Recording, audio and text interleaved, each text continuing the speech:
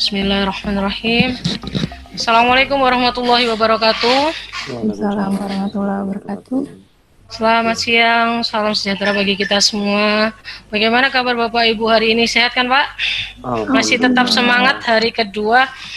Tetap semangat. Yang penting kalau yang puasa selamat berpuasa, yang makan siang mungkin nanti bisa sambil menikmati snack di tempat masing-masing ya Pak.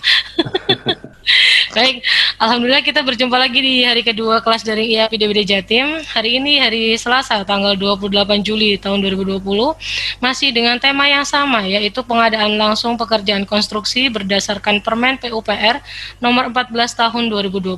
Masih bersama kami di sini dengan Bapak Abdul Qadir, Mbak Neno, Mbak Upi, Mbak Yani, Mas Wawan, juga Mbak Ira. Tadi kayaknya saya sudah tanya kabar, tapi nggak apa-apa deh ditanya lagi. Gimana kabar Bapak Ibu sekalian hari ini? Semoga Bapak Ibu sekeluarga senantiasa dalam kondisi sehat walafiat. Apabila saat ini ada yang sedang sakit, Bapak Abdul Qadir tetap semangat meskipun sedang diuji suaranya mendayu-dayu sedikit. Segera pulih ya Pak, semoga diberi kesehatan, jadi bisa beraktivitas kembali. Amin ya rabbal alamin. Baik, sebelum kita mulai, izinkan kami sampaikan dulu susunan kegiatan hari ini. Yang pertama kita diawali dengan foto bersama. Yang kedua kita dengan pemaparan materi yang akan disampaikan oleh fasilitator IAP DPD Jatim Bapak Abdul Qadir, dan yang akan menjadi moderator siang hari ini yaitu Mbak Upi. Kemudian nanti disambung dengan tanya jawab interaktif ataupun chat Zoom yang akan dipandu oleh moderator. Kemudian nanti saya tutup dulu dan dilanjut dengan foto bersama kembali. Baik, kita foto bersama dulu sebelum kita mulai. Sesi kedua inti hari ini yaitu pemaparan materi yang akan disampaikan oleh fasilitator IAP DBD Jatim Bapak Abdul Qadir, dan yang akan jadi moderator siang hari ini yaitu Mbak Upi. Kepada Mbak Upi dipersilahkan. Bismillahirrahmanirrahim. Assalamualaikum warahmatullahi wabarakatuh. Waalaikumsalam warahmatullahi wabarakatuh.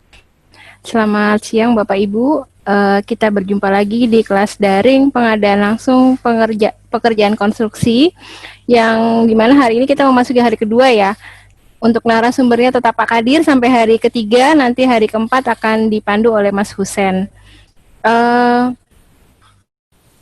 Untuk sebelum saya berikan waktu untuk Pak Qadir, saya ingatkan untuk pertanyaan tidak perlu menunggu sampai Pak Qadir selesai materi. Jadi misalnya di tengah materi Bapak Ibu ada pertanyaan, mungkin ada mau semacam konsultasi atau cerita tentang pengalaman di kantor, bisa langsung raise hand. Nanti akan kami berikan waktu untuk berbicara interaktif secara langsung, atau bisa juga melalui chat Zoom. Nanti akan kami bacakan. Jika dirasa Bapak Ibu masih ingin bertanya langsung, bisa kami berikan waktu sekalian. Kemudian kemarin masih ada pertanyaan yang kami keep, insya Allah nanti akan juga dijawab oleh Pak Qadir. Untuk hari ini kayaknya Pak Qadir masih belum terlalu sehat, tapi mudah-mudahan setelah kelas ini sembuh ya Pak ya. Obatnya ini, fasilitator hari ini. Ya, menjadi amin, fasilitator hari ini, amin. Baik Pak Qadir, saya serahkan langsung ke Pak Qadir untuk memberi pemaparan hari ini. Untuk Bapak Ibu, semoga hari ini kita tetap semangat dan lebih baik dari kelas kemarin. Monggo Pak Qadir. Baik, Mbak Upi, terima kasih. Assalamualaikum warahmatullahi wabarakatuh. Selamat siang, salam sejahtera untuk semua peserta. Baik, Bapak Ibu, di hari yang kedua ini kita akan ngobrol tentang persiapan pengadaan barang dan jasa, terutama persiapan dalam rangka pengadaan langsung. Nanti kita akan berbicara tentang spesifikasi teknis, kita akan berbicara tentang HBS, dan lain sebagainya dalam rangka persiapan proses pengadaan langsung. Nah, kemarin sempat ada beberapa pertanyaan ya, yang satu sudah saya jawab, jadi kenapa itu harus pengalaman kemarin itu pengalaman sampai dengan subbidang ya, karena itu menurut Permen PU si penyusun Permen PUPR mereka ngomong wah itu relaksasi biar pekerjaannya lebih bagus, alasannya seperti itu. Cuman saya nggak tahu sampai seperti apa, karena saya yakin pasti di bawah kesulitan terkait lagi dengan SPU aja sampai dengan subbidang juga ini juga Jawabannya sama, itu relaksasi, artinya di apa namanya, dipersyaratkan seperti itu karena memang dalam rangka agar pekerjaan lebih baik. Ya, kita tunggu saja apa nanti yang akan terjadi ya. Jadi memang sifatnya beberapa kali banyak sekali aturan yang memang seringkali diubah ya, karena memang sifatnya saya nggak tahu apakah memang penyusunannya itu sudah dipikir masak-masak ya, masak yang kecil saja harus pakai sup bidang. Nah, itu jadi saya masih sampai sekarang masih belum paham kalau itu alasannya relaksasi. Nah, yang kedua kemarin mungkin dari ada yang minta contoh RK3K ya, contoh untuk sederhana RK3K ya, mohon maaf saya belum sempat nyari ya karena memang kondisi saya. Nah, tapi saya janji nanti ketika saya sudah nemu saya akan share di grup WhatsApp atau di grup Telegram. Monggo yang yang belum gabung untuk segera gabung di grup Telegram nanti. Nah, tetapi intinya dari RK3K itu Bapak kalau untuk usaha kecil tidak perlu RK3K ya, cukup RK3 saja. Nah, oke, Bapak Ibu, kita langsung ke materi ya, materi persiapan ini.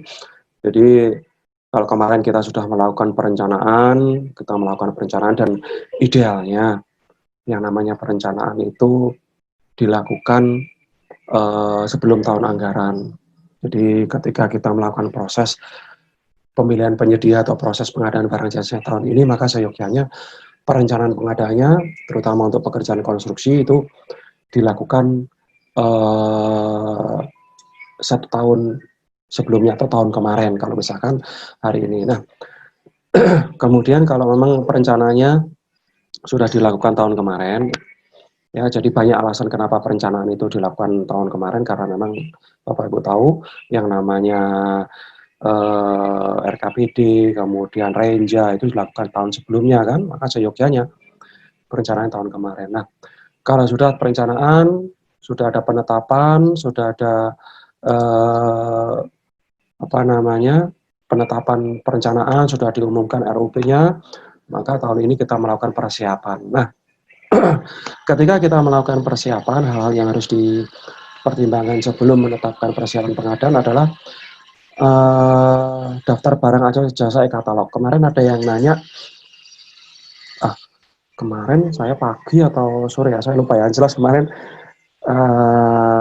itu ada yang nanya, Pak, gimana kalau di dalam e-katalog itu ada, tetapi kemudian saya kepengennya itu dilakukan dengan mekanisme tender atau mekanisme non e-katalog ya. Sebetulnya Bapak Ibu, kalau saya berbicara e-katalog memang tidak diwajibkan ya Bapak Ibu e-katalog, tetapi kalau e-katalog ini diadakan itu dalam rangka mempermudah Bapak Ibu semua.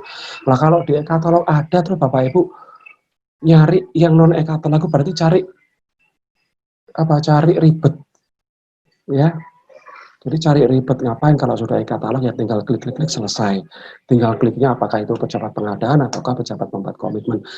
Hanya itu saja. Tapi kalau mau yang ribet ya silakan. Memang dalam aturannya dalam Perpres 16 e-katalog itu tidak diwajibkan sebetulnya. E-katalog diwajibkan hanya untuk pengadaan barang jasa dalam rangka proyek strategis nasional. Ya. Proyek strategis nasional, di mana hal itu harus ditetapkan, kalau di daerah ditetapkan oleh kepala daerah, gitu ya.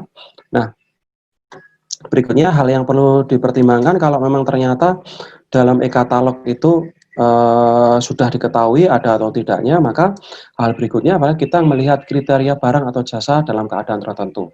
Artinya kalau sudah dalam e-katalog ternyata tidak ada, barulah kita berpikir melalui non e-katalog. Jadi kita berpikir dulu, oh kalau di e-katalog, jadi pola pikir dalam Perpres pengadaan barang dan jasa itu sudah kita sudah diatur. Pola pikirnya yang pertama adalah e-katalog. Kalau e-katalog itu tidak ada, maka silakan menggunakan metode pengadaan langsung. Kalau pengadaan langsung kalau pengadaan langsung ternyata itu tidak bisa karena nilainya yang tinggi, maka barulah kita melihat bolehkah kita melakukan proses penunjukan langsung. Ya, tentu dengan kondisi dan keadaan tertentunya. Nah, kalau penunjukan langsung tidak bisa, barulah kita melihat berikutnya adalah tender cepat. Nah, kalau kemudian e-katalog tidak bisa, pengadaan langsung tidak bisa, penunjukan langsung tidak bisa, tender cepat juga tidak bisa, tidak memungkinkan, maka tender itu merupakan pilihan terakhir, Bapak Ibu. Ya, jadi pola pikir dalam Perpres sudah diatur demikian. Ya, sudah diatur demikian. Jadi pola pikirnya utama adalah e-katalog. Meskipun ternyata e-katalog pun kita wajib hati-hati ya Bapak Ibu, terutama dengan jaminan layanan purna jualnya kalau untuk barang. Ya, hati-hati. Karena kemarin itu di e-katalog ada yang jadi persoalan ya. Jadi persoalan beli suatu alat, ternyata alat tersebut tidak mendapat jaminan garansi resmi karena barang tersebut tidak membeli di ATPM langsung. Jadi bisa dikatakan barang tersebut aspal. Nah, ini yang berbahaya, ini jadi persoalan ya. Itu kalau nggak salah di daerah Sumatera, saya nggak bisa cerita yang detail. Nah, itu ya. Jadi kalau sudah nilai paket, kemudian jenis barang atau jasanya bisa pengadaan. Apakah itu barang, pekerjaan konstruksi, jasa lainnya, atau jasa konstruksi atau pekerjaan terintegrasi.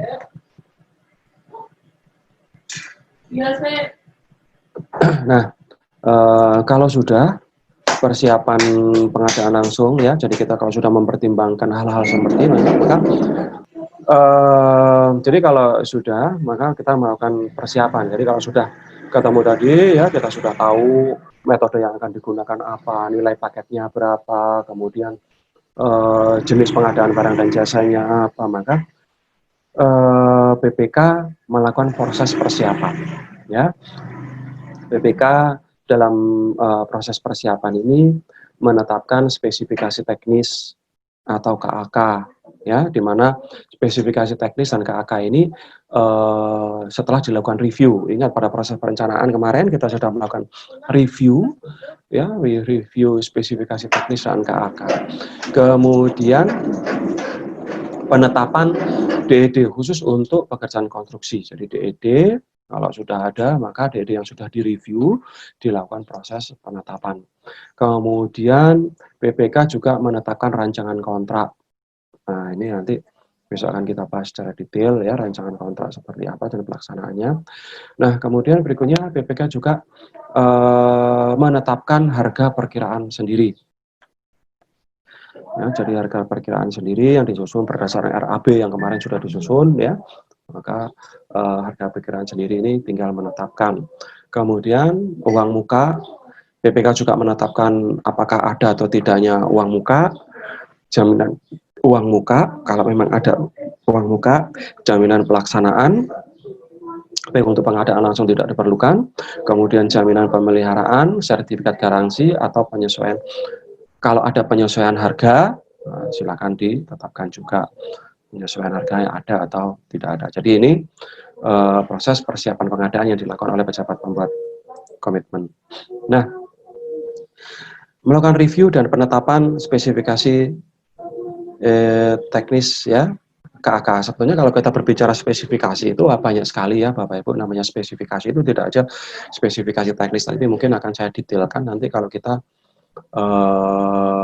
berbicara atau ada diskusi tentang penyusunan spesifikasi ya. Jadi spesifikasi teknis itu merupakan salah satu dari spesifikasi. Spesifikasi ada spesifikasi mutu dan lain sebagainya ya.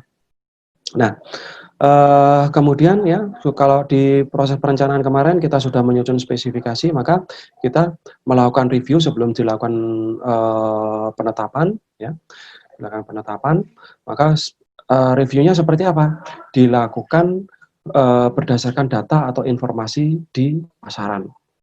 Ya, ini yang seringkali lupa ya. Jadi yang namanya PPK itu lupa bahwa yang namanya mencari informasi atau survei itu tidak hanya mencari harga saja, tetapi juga mencari spesifikasi teknis, melihat kemampuan penyedia barang dan jasa, melihat ketersediaan barang dan jasa, jadi banyak atau tidaknya barang atau jasa itu. Nah, kemudian dalam hal barang atau jasa yang dibutuhkan tidak tersedia di pasar, maka PPK mengusulkan alternatif spesifikasi teknis. Jadi bisa jadi Bapak Ibu ya, ternyata spesifikasi di pasaran tidak ada.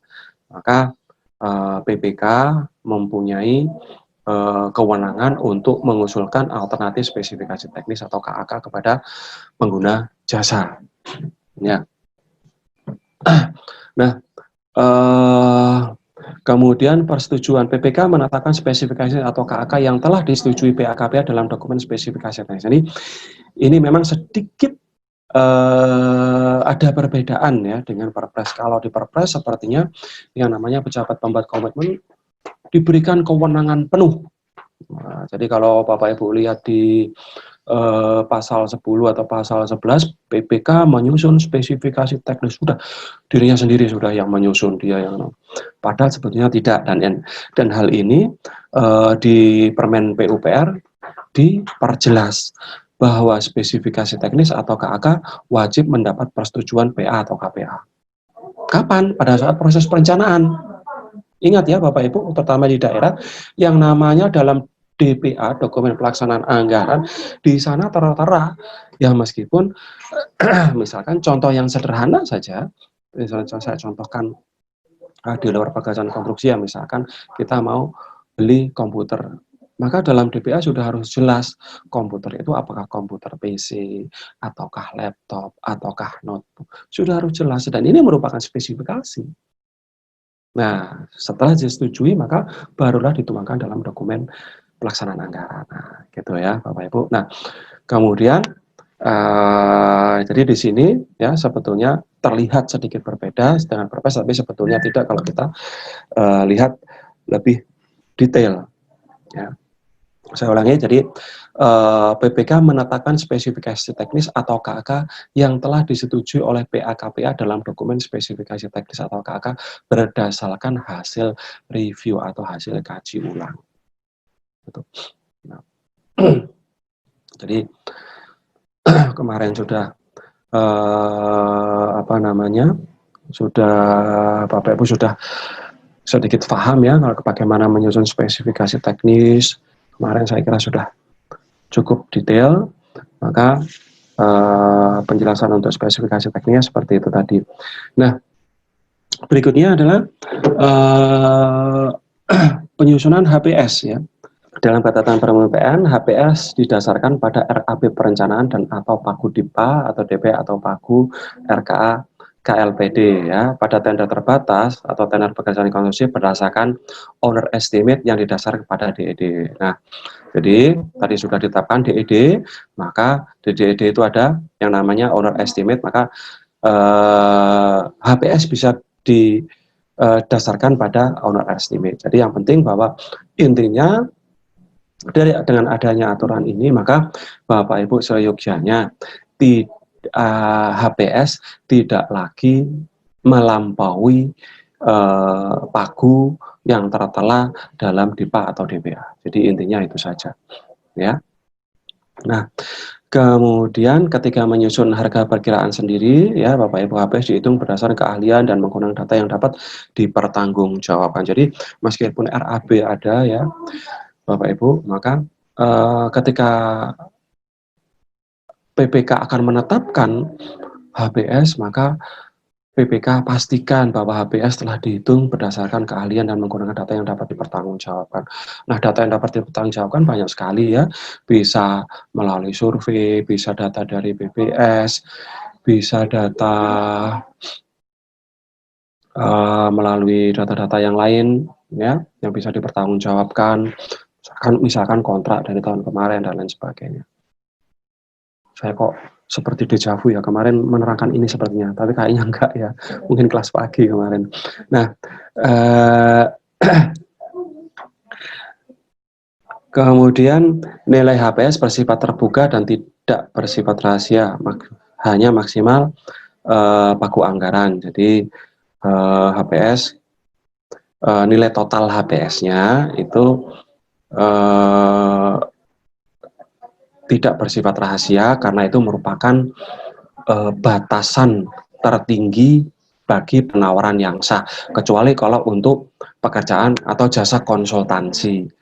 Ya, jadi ini merupakan HPS merupakan batas tertinggi penawaran yang sah kecuali untuk pekerjaan konsultansi atau jasa konsultansi. Nilai total HPS sama dengan hasil perhitungan HPS dan BPN. Nah, kata-kata ini memang agak sedikit berbeda ya Bapak Ibu antara Perpres dengan Permen PUPR. Kalau penentuan pemaketan dalam Permen PUPR disebutkan nilai HPS. Nah, kalau penentuan paket di Perpres nilai pekerjaan. Nah, artinya Bapak Ibu kalau dalam Permen PUPR misalkan ada pekerjaan konstruksi dalam DIPA-nya itu tertera angka katakanlah 250 juta. Tetapi setelah dihitung HPS-nya, nilai total HPS-nya ketemu 200 juta, maka metodenya dapat menggunakan metode pengadaan langsung atau untuk pekerjaan konstruksi. Demikian juga kalau untuk jasa konsultansi. Kalau di pagunya tertera katakanlah 150 juta, tapi begitu dihitung HPS-nya ternyata total HPS-nya bernilai hanya 100 juta, maka jasa konsultansi tersebut dapat menggunakan metode pengadaan langsung. Jadi memang sedikit ada perbedaan ya, tetapi kalau dikaji lebih dalam, maknanya sedikit berbeda, sedikit maknanya sama lah ya. Jadi tidak usah dipertentangkan. Nah, kemudian HPS disusun paling lama 28 hari kerja sebelum batas akhir pemasukan dokumen atau pemasukan dokumen kualifikasi untuk prakualifikasi. Jadi HPS disusun paling lama ada batasan umurnya. Kenapa seperti ini? Karena memang kondisi di Indonesia harga cenderung fluktuatif. Jadi 28 hari itu menurut Perpres itu angka yang moderat lah ya, terjadi perubahan. Jadi seyogyanya kalau yang lebih dari 28 hari maka seyogyanya BPK menetapkan ulang atau menetapkan kembali HPS tersebut ya setelah melakukan perhitungan kembali atau pengkajian ulang kembali HPS yang dimaksud. Nah, HPS berikutnya, HPS bukan sebagai dasar untuk menentukan besaran kerugian negara ya. Dalam Perpres sudah jelas, tetapi memang ya ada beberapa orang ya yang masih kurang memahami bahwa HPS itu sebetulnya tidak ada hubungannya dengan pidana ya Bapak Ibu. Jadi ketika saya berbicara tentang aspek hukum, maka sebetulnya seluruh proses mulai perencanaan sampai dengan selesainya kontrak itu adalah hukum perdata, atau kalau paling ada yang berpendapat itu masuk dalam hukum administrasi negara atau TUN ya, tata usaha negara. Silakan berpendapat demikian, tetapi intinya saya sangat tidak setuju kalau seluruh proses mulai dari perencanaan sampai seluruh proses pengadaan ya, mulai dari perencanaan sampai dengan selesainya atau dibayarnya kontrak itu merupakan aspek hukum pidana.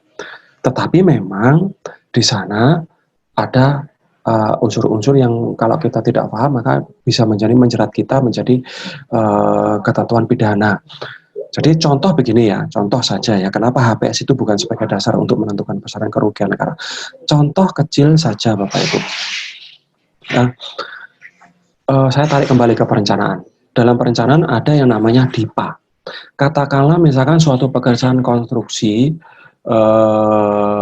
pemeliharaan gedung, yang kalau dihitung dengan baik itu sebetulnya membutuhkan angka 150 juta.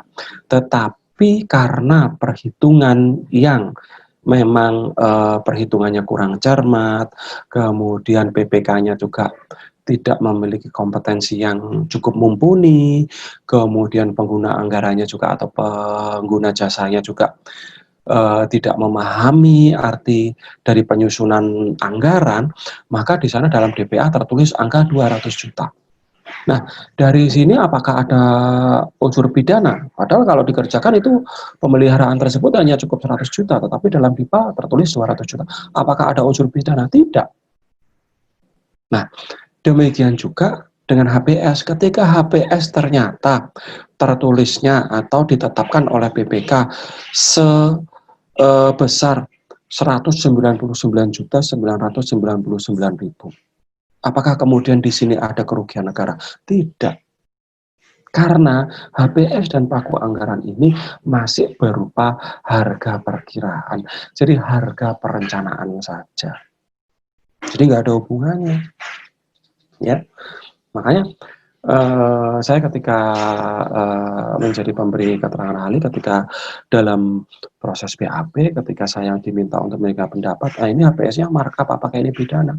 Maka yang saya tanyakan pertama adalah tolong cari tindakan pidana dulu. Apa itu? Suap, gratifikasi, ya itu dulu. Dan lain sebagainya adalah pemalsuan dan lain sebagainya. Ada tidak ini? Kalau tidak ada, maka suatu proses pengadaan barang jasa HPS-nya semarkup apapun, misalkan tender pun demikian ya, maka proses tersebut akan terkoreksi dengan sendirinya. Ya, oleh proses pengadaan barang jasa yang sesuai dengan prinsip pengadaan barang dan jasa. Nah, kemarin ada yang tanya, gimana caranya tips aman untuk melakukan proses pengadaan barang jasa. Yang aman, tipsnya adalah pastikan proses pengadaan barang jasa tersebut telah melaksanakan prinsip-prinsip pengadaan atau proses pengadaan barang jasa tersebut telah sesuai dengan prinsip-prinsip pengadaan barang dan jasa. Maka itu sudah clear.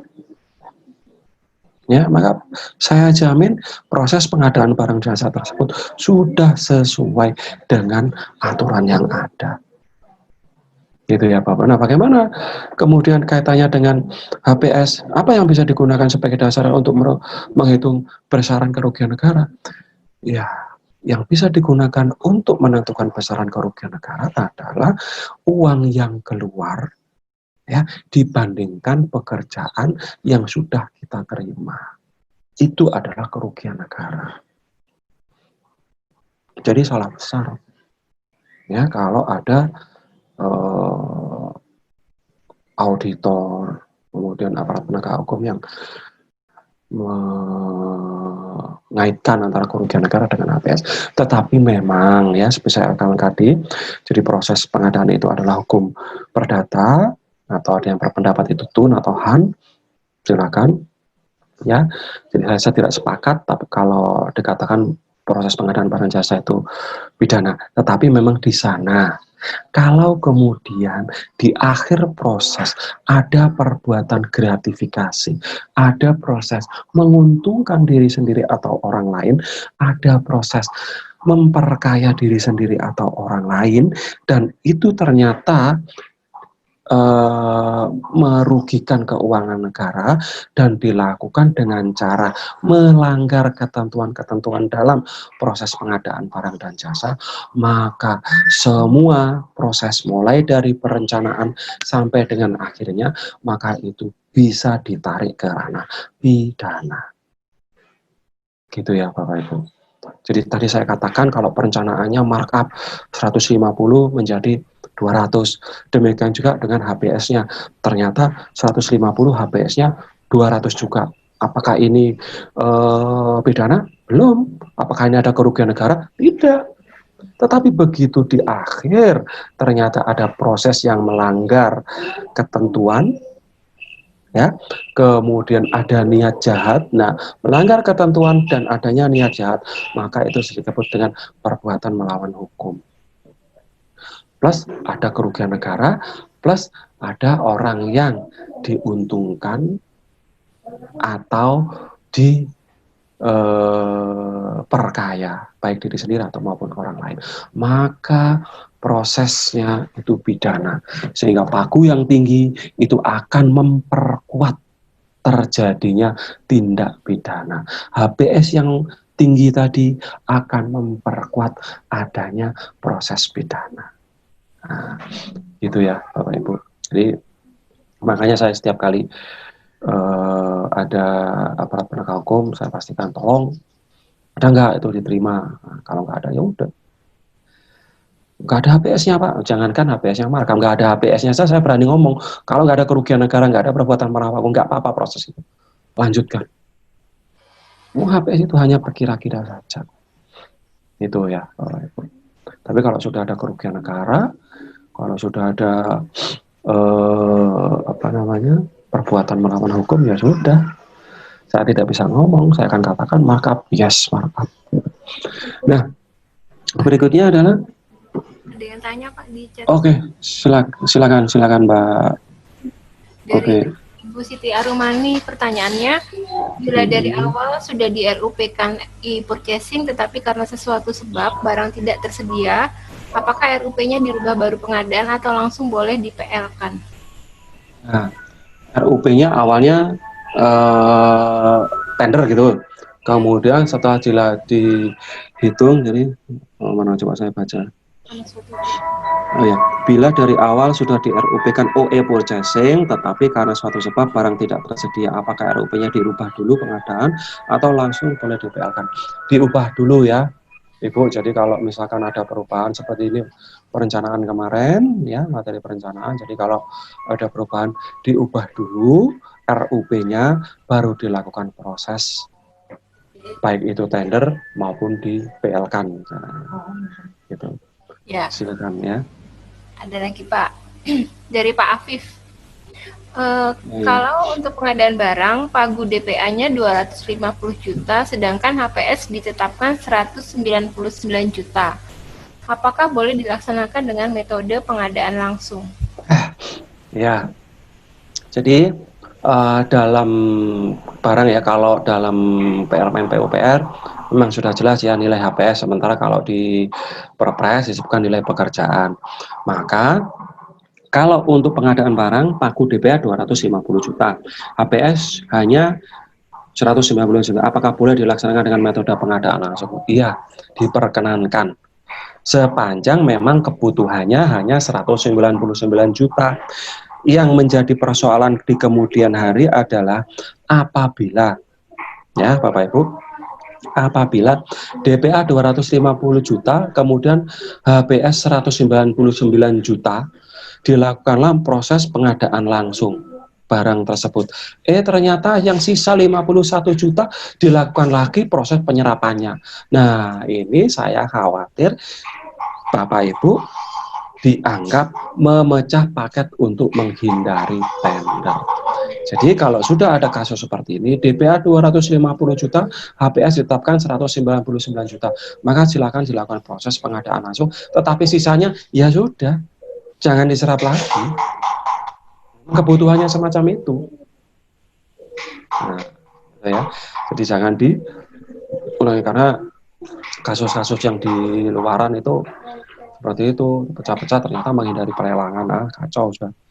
Ya, karena kalau sudah sepasang itu, kalau sudah kadung, sudah Pak, ini saya sudah kadung. Kemarin ada kasus,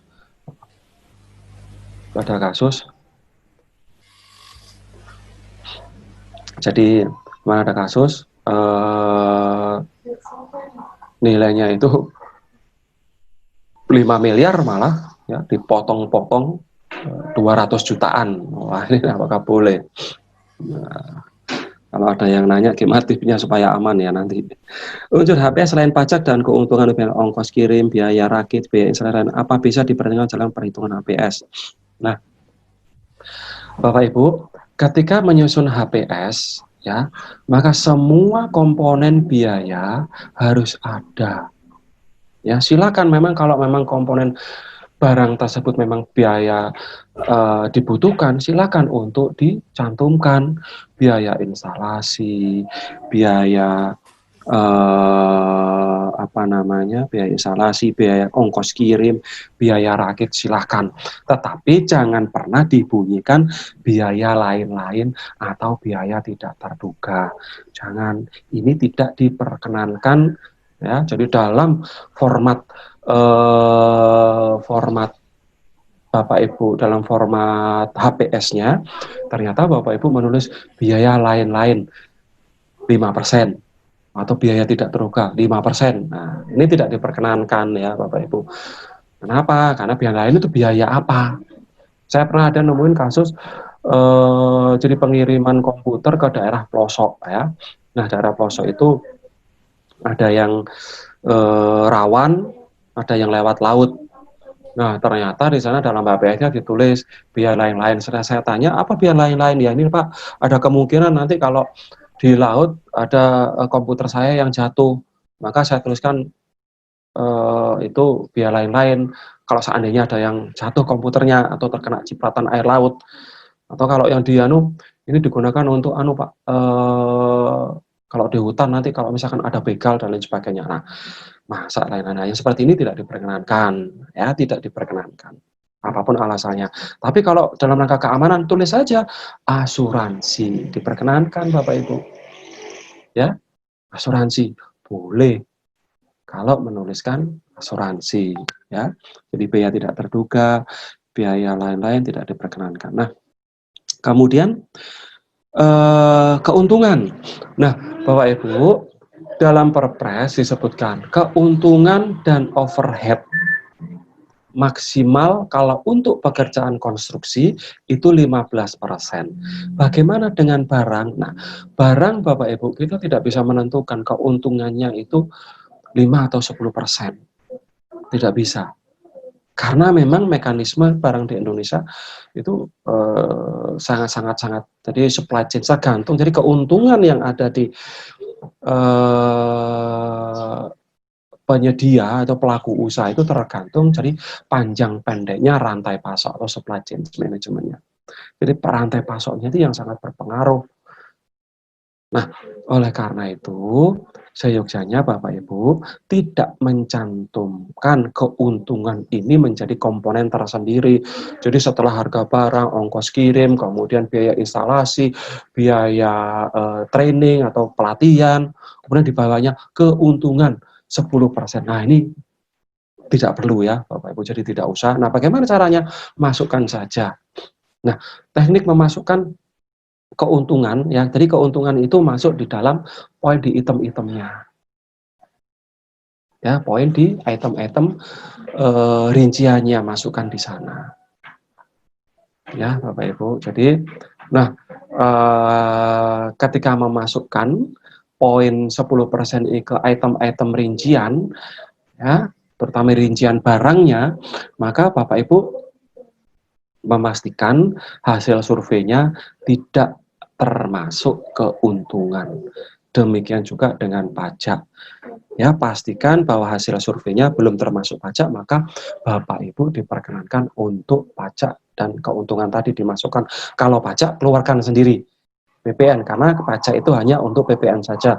PPH tidak diperkenankan. Jadi PPN keluarkan sendiri. Keuntungan masuk di item-itemnya.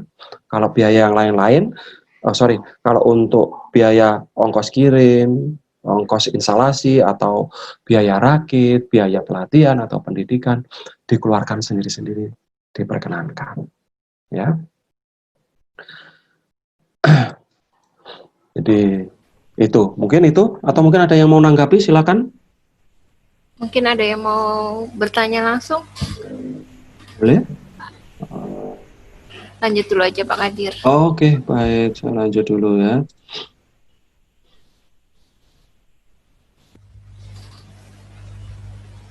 Nah, ini Bapak Ibu fungsi dan kegunaan HPS. Menilai kewajaran harga penawaran dan kewajarannya tadi sudah ya, batas tertinggi kecuali untuk jasa konsultansi, kemudian menetapkan besaran jaminan pelaksanaan, kalau untuk pengadaan langsung tidak perlu. Nah, kemudian hal berikutnya kalau sudah HPS-nya, maka saya lanjut ke kontrak ya. Jadi BPK menyusun rancangan kontrak. Hal-hal yang menjadi pertimbangan dalam menentukan jenis kontrak, pertama, jenis barang atau jasanya, apakah ini pekerjaan konstruksi atau jasa konsultansi, spesifikasi teknis atau KAK, kemudian HPS-nya berapa, ini sangat berpengaruh. Dalam metode pengadaan langsung, bentuk kontraknya ya, untuk pekerjaan konstruksi dan jasa konsultansi ada dua ya, yaitu kalau sampai dengan 200 juta ya, kalau untuk 200 juta itu cukup surat perintah kerja saja. Kalau untuk pekerjaan konstruksi, kalau jasa konsultansi sampai dengan 100 juta cukup surat perintah kerja saja. Kemudian kalau di atas 200 atau di atas 100 itu bisa menggunakan surat perjanjian. Sebetulnya surat perintah kerja ini dengan surat perjanjian sebetulnya sama fungsinya, hanya memang bentuk surat perintah kerja ini lebih sederhana. Nah, bagaimana kalau ternyata ada pekerjaan-pekerjaan konstruksi yang ternyata butuh, Pak, saya butuh lebih detail, maka saya nilainya cuma 150 juta, boleh nggak saya menggunakan surat perjanjian? Boleh. Bahkan ya, kalau seandainya ya, cuman saya tidak menyarankan ya, kalau memang terpaksa Bapak Ibu menggunakan surat perintah kerja dalam metode tidak berbentuk sebagaimana standar dokumen pengadaan LKPP maupun Permen PUPR, maka diperkenankan saja. Kan kalau untuk Permen PUPR bentuknya klausul-klausul, tapi ada bentuk di luaran itu yang menggunakan pasal-pasal. Intinya sama saja, tapi tolong bentuk judulnya di atasnya dibunyikan surat perintah kerja. Saya butuh lebih detail, Pak. Surat perintah kerja, tetapi lebih detail isinya, mirip dengan surat perjanjian. Silahkan. Ya, diperkenankan. Ya, jadi kalau bentuk yang ada sekarang ini, yang familiar, yang standar sesuai dengan standar dokumen pengadaan ini, sebetulnya itu adalah bentuk dari American style ya. Jadi kalau yang pasal-pasal itu lebih ke arah Europe, jadi bentuk-bentuk Eropa. Itu modelnya pasal-pasal, kalau Amerika menggunakan klausul-klausul. Pada intinya sama sih.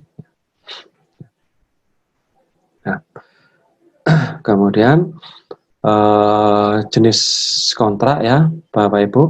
Kemudian di sini kalau untuk pekerjaan konstruksi ada lump sum, kemudian ada harga satuan, ada gabungan lump sum dan harga satuan. Kalau untuk pekerjaan atau jasa konsultansi konstruksi, ada lump sum, ada waktu penugasan.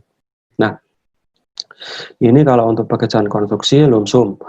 Jadi kalau lump sum kontrak didasarkan atas produk atau keluaran. Jadi kalau lump sum ini, jadi yang akan dibayar itu bukan pada prosesnya, ya, tetapi hasilnya. Jadi yang penting ketika kita berbicara lump sum adalah saya akan membangun misalkan pos jaga. Nah, maka di sana pos jaga misalkan akan kita sub-subkan bahwa nanti termin 1 pondasi sudah terbayar. Seperti itu. Termin kedua pekerjaan dinding keseluruhan sudah selesai. Termin ketiga ketika pekerjaan atap selesai. Misalkan begitu. Termin terakhir ketika semua pembangunan itu sudah finishing, sudah selesai 100%, misalkan demikian. Makanya kontrak disahkan pada atas produk atau keluaran. Nah, ruang lingkup kemungkinan kecil berubah. Kecil berubah, kemudian ruang lingkup kecil kemungkinan berubah, DED dan spesifikasi teknis lengkap dan akurat, cara pembayaran dilakukan tercapainya tahapan. Nah, intinya poin B dan C Bapak Ibu, ruang lingkup kemungkinan kecil berubah, DED lengkap dan akurat. Ya, memang dalam aturannya yang namanya kontrak lump sum diperkenankan untuk berubah. Tetapi tolong dengan sangat bahwa kita tidak serta-merta merubah. Ya, namanya sudah ruang lingkupnya kecil berubah. Jadi ya seyogyanya memang lumsum tidak berubah. Ya, kemudian spesifikasi teknis lengkap dan akurat. Ya, kalau sudah lengkap dan akurat, maka ada kecil kemungkinan berubah nggak? Tidak. Nah, ini maka meskipun lumsum, jangan seenaknya mengubah. Harus ada alasan yang kuat untuk mengubah. Ya, meskipun ruang untuk diubah sudah dibuka dalam Perpres 16 ini, berbeda dengan Perpres 54 kemarin. Ya. Memang saya untuk orang-orang konstruksi tidak mungkin Pak, pekerjaan konstruksi itu tidak berubah. Nah, orang konstruksinya ngomong demikian ketika ngomong tentang lumsum. Tapi begitu ngomong tentang pembayaran, banyak pekerjaan konstruksi itu yang dibayar langsung 100%. Nah, itu hal yang aneh juga, meskipun itu lumsum. Ya, jadi namanya pekerjaan konstruksi, pembayarannya sama persis dengan kontraknya. Hal yang bisa dikatakan agak unik ya kalau untuk pekerjaan konstruksi yang katanya tidak mungkin berubah, tetapi pembayaran 100%. Ya nanti ya itulah kenapa kemudian untuk yang pekerjaan konstruksi ini tolong difamiliarkan, diumumkan adanya istilah final addendum atau perubahan akhir atau addendum akhir. Karena itulah yang nanti yang akan digunakan untuk pembayaran. Nah, berikutnya adalah kontrak harga satuan. Kontrak harga satuan kontrak didasarkan pada unsur pekerjaan atau komponen penyusun atau input base. Kuantitas atau volume masih bersifat perkiraan. Nah, ini yang namanya konstruksi memang familiarnya lebih ke arah kontrak harga satuan. Ya, karena apa? Nggak ada di konstruksi itu yang sama persis. Bahkan membangun membangun satu bangunan satu lantai saja masih sangat dimungkinkan banyak sekali terjadi perubahan-perubahan. Ya. Kemudian DED dan spektek menyesuaikan kebutuhan pekerjaan dan kondisi lapangan. Nah, kemudian cara pembayaran dilakukan berdasarkan pengukuran hasil pekerjaan bersama atas realisasi volume pekerjaan dan harga satuan tetap sesuai perkiraan volume dalam daftar kuantitas harga dan ketentuan dalam kontrak. Jadi ini pembayarannya seperti yang saya sampaikan tadi ya. Jadi masih berupa perkiraan kalau mau bayar diukur dulu.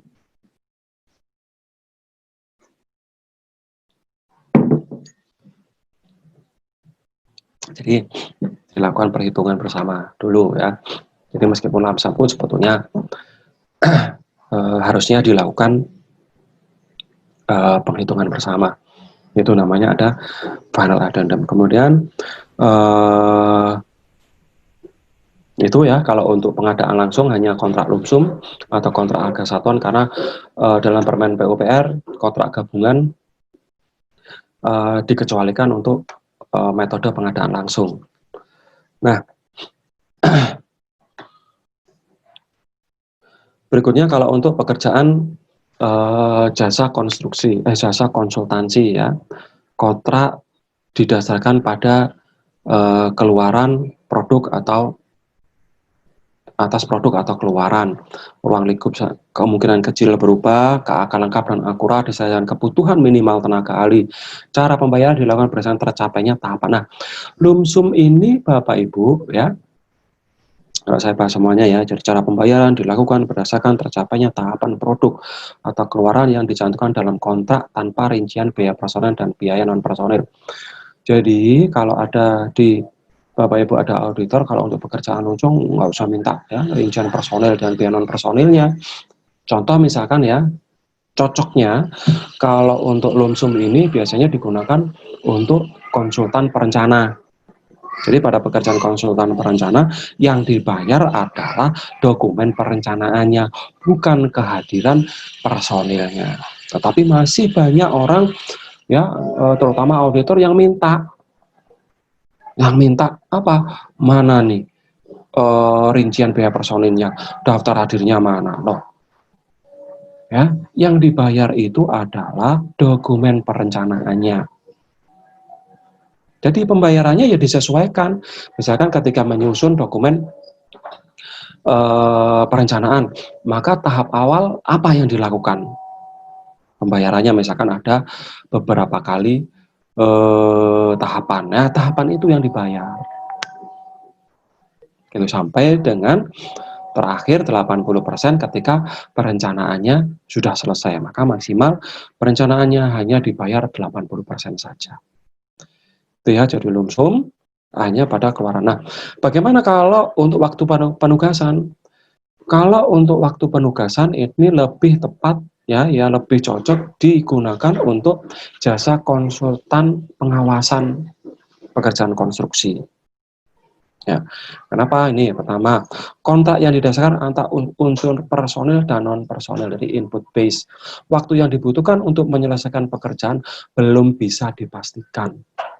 KAK menyesuaikan kebutuhan pekerjaan dan kondisi lapangan. Pembayaran dilakukan dengan ketentuan.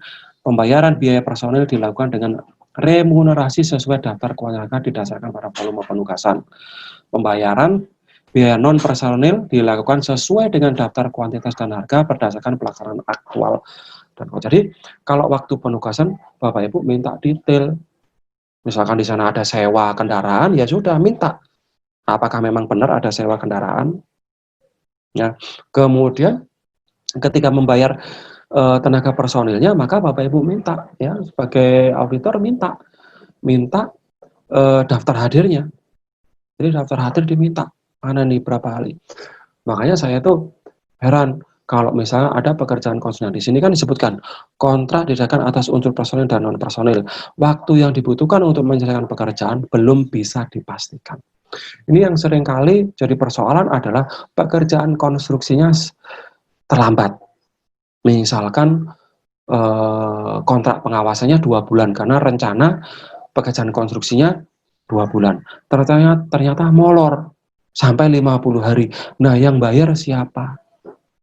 Bingung kan akhirnya. Sebetulnya memang dalam kontrak waktu penugasan bisa ini diubah. Ya, bisa diubah.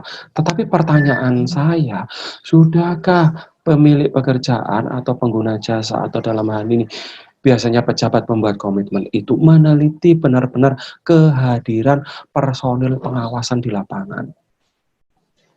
Karena saya yakin personil pengawasan yang hadir tiap hari sesuai dengan waktu penugasannya, ya kalau dia bekerja sesuai dengan waktu penugasan, saya yakin tidak ada pekerjaan yang terlambat. Kecuali karena memang keadaan kahar. Misalkan karena hujan, karena apa. Saya yakin tidak yang terlambat.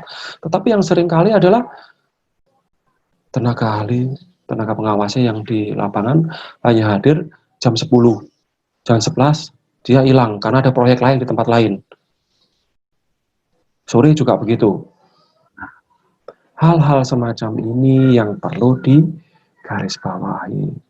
Memang diperkenankan untuk mengubah, tetapi daripada kebingungan di akhir, kenapa tidak pejabat pembuat komitmen melakukan yang namanya pengendalian kontrak dari sisi kontrak pengawasan. Nah, gitu ya. Karena masih seringkali Pak, ini pekerjaan konstruksinya terlambat. Saya berikan toleransi 50 hari atau bahkan ada yang 90 hari, 3 bulan. Nah, gimana dengan pengawasannya? Nah, pengawasannya ngapain aja waktu itu? Ya kalau memang ada anggarannya, ya silakan diubah. Nah, kalau nggak ada anggarannya,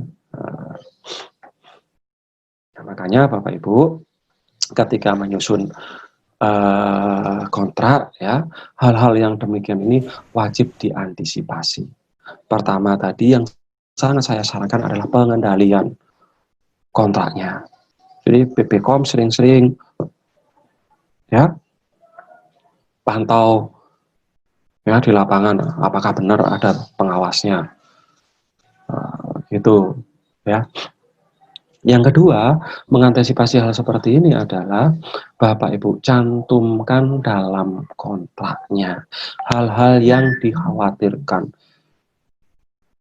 Ya, jadi ketika menyusun kontrak, Bapak Ibu, cantumkan di rancangan kontrak sebelum melakukan proses pemilihan penyedia bahwa kontrak pengawasan sampai dengan pekerjaan selesai. Tata cara pembayaran diatur di pekerjaan sampai dengan selesai.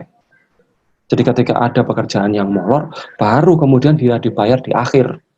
Kalau tidak, maka dia bisa disanksi. Ya, hal-hal demikian ini dicantumkan dalam kontrak. Ya, jangan sampai kita takut.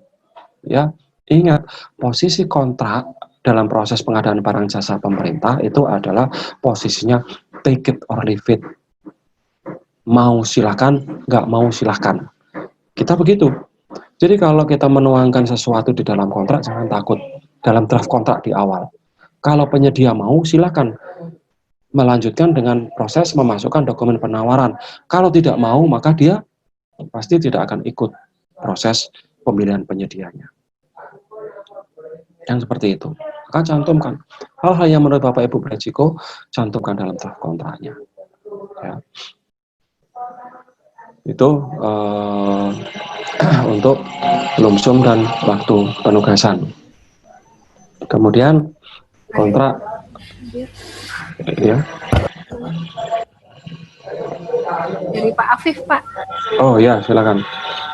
Untuk pekerjaan konstruksi atau konsultansi sampai dengan 50 juta, bentuk kontraknya dalam bentuk apa?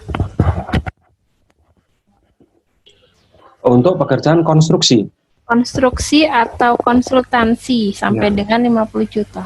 Ya, kalau untuk pekerjaan barang, memang ada bukti pembelian, memang ada kwitansi ya Bapak Ibu. Tetapi kalau untuk jasa konsultansi dan pekerjaan konstruksi tidak ada bukti pembelian, juga tidak ada dalam bentuk kwitansi.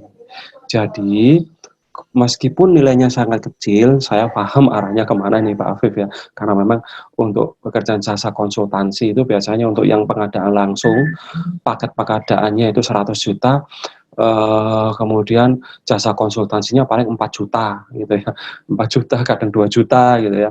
Nah, ini bentuk kontraknya seperti apa? Tetap pakai SPK. Jadi jasa konsultansi sampai dengan 50 juta, pekerjaan konstruksi sampai dengan 50 juta tetap menggunakan SPK ya. Nah, ini ya, jadi tetap menggunakan, jadi untuk konstruksi sampai dengan 200 juta, konsultansi sampai dengan 100 juta, maka bentuk kontraknya menggunakan surat perintah kerja. Gitu ya, Pak Afif. Mungkin kalau Oke, saya lanjut. Tidak ada lagi, Mbak Oke? Tidak ada ya? Cara tidak ada, Pak. Oke, Lanjut, baik. Mawon. Oke. Berikutnya, itu kalau untuk kontrak jasa konsultansi ya. Berikutnya ada kontrak tahun jamak. Kontrak tahun jamak ini hanya untuk kontrak yang lebih dari 12 bulan. Ya, maka bisa dilakukan dengan kontrak tahun jamak. Jadi pekerjaan penyelesaian lebih dari 12 bulan atau lebih dari 1 tahun anggaran. Nah, atau bisa jadi pekerjaan yang memberikan manfaat lebih apabila dikontrakkan lebih dari 1 tahun anggaran dan paling lama 3 tahun. Ini biasanya dalam rangka kontrak payung ya. Jadi yang kedua ini pekerjaan yang memberikan manfaat lebih apabila dikontrakkan lebih dari 1 tahun anggaran dan paling lama 3 tahun anggaran. Ini kalau misalkan Bapak Ibu melakukan kontrak payung dalam rangka e-katalog daerah ya, silakan melakukan kontrak tuh ya. Jadi kemudian pekerjaan penyelesaiannya lebih dari 12 bulan atau lebih dari 1 tahun anggaran. Nah, ini batasannya berapa? Boleh batasannya sama dengan ini ya, jadi paling lama seyogyanya 3 tahun saja. Kalau untuk kontrak tahun jamak, jadi kontrak tahun jamak diperkenankan kalau pekerjaan tersebut lebih dari 1 tahun anggaran atau lebih dari 12 bulan. Ya, kontrak tahun jamak ditandatangani setelah mendapat persetujuan kontrak tahun jamak. Kalau di APBN mendapat persetujuan dari Kementerian Keuangan, kalau di APBD mendapat persetujuan bersama antara eksekutif dan legislatif. Jadi antara pemerintah daerah dengan DPRD. Jadi harus ada persetujuan. Karena apa? Karena persetujuan ini dibutuhkan dalam rangka kepastian anggaran. Jangan sampai di kontrak tahun jamak, tahun ini lancar, tahun depan tidak dianggarkan. Ini yang berbahaya, ya. Jadi kita nanti bisa dituntut kalau kita sudah ngomong kontrak tahun jamak, tetapi pembayarannya ditunda. Tidak lagi tahun depan, tapi tahun depannya lagi. Wah, kita bisa dituntut apa tuntutannya biasanya? Bahkan dalam Perpres pun disebutkan keterlambatan pembayaran itu dikenakan denda sebesar bunga bank yang berlaku pada hari itu selama pembayaran. Kalau pembayarannya tertunda 1 tahun, ya berarti bunga bank kali 1 tahun. Uangnya dari mana? Nah, kalau ditanya uangnya dari mana, pertanyaan saya balik, adakah di tempat Bapak Ibu dianggarkan pembayaran denda kepada pihak ketiga, bukan dari pihak ketiga, tapi pembayaran denda ke pihak ketiga? Saya kira tidak dianggarkan. Kalau tidak dianggarkan, jangan-jangan saya khawatir maka pengguna jasa atau pejabat pembuat komitmen yang bayar. Saya khawatirnya begitu nanti. Ya, itu karena memang jarang sekali dianggarkan, atau bahkan mungkin nggak ada. Ya, itu kalau untuk kontrak tahun jamak. Nah, kemudian berikutnya pemberian uang muka. Pemberian uang muka diberikan untuk persiapan pelaksanaannya. Besaran uang muka kalau untuk usaha kecil maksimal 30%.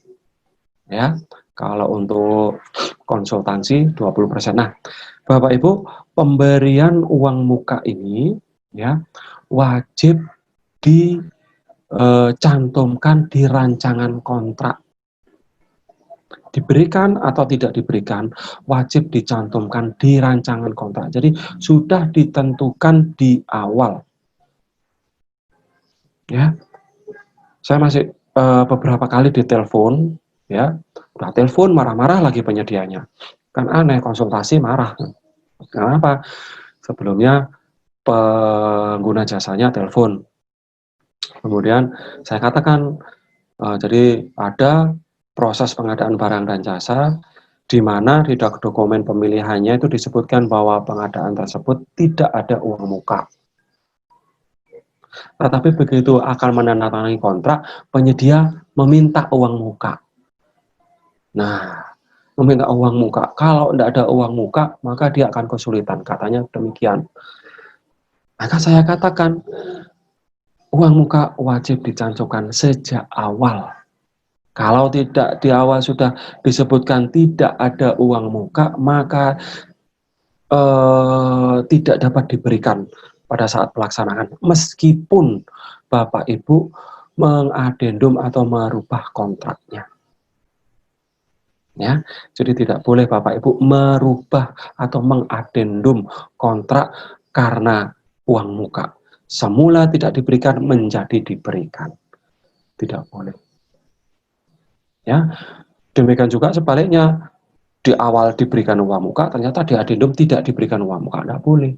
Kalau di awal diberikan, maka harus diberikan juga, kecuali yang bersangkutan tidak meminta uang muka. Boleh penyedia. Jadi sudah disediakan dalam dokumen pemilihan, sudah disebutkan bahwa pengadaan tersebut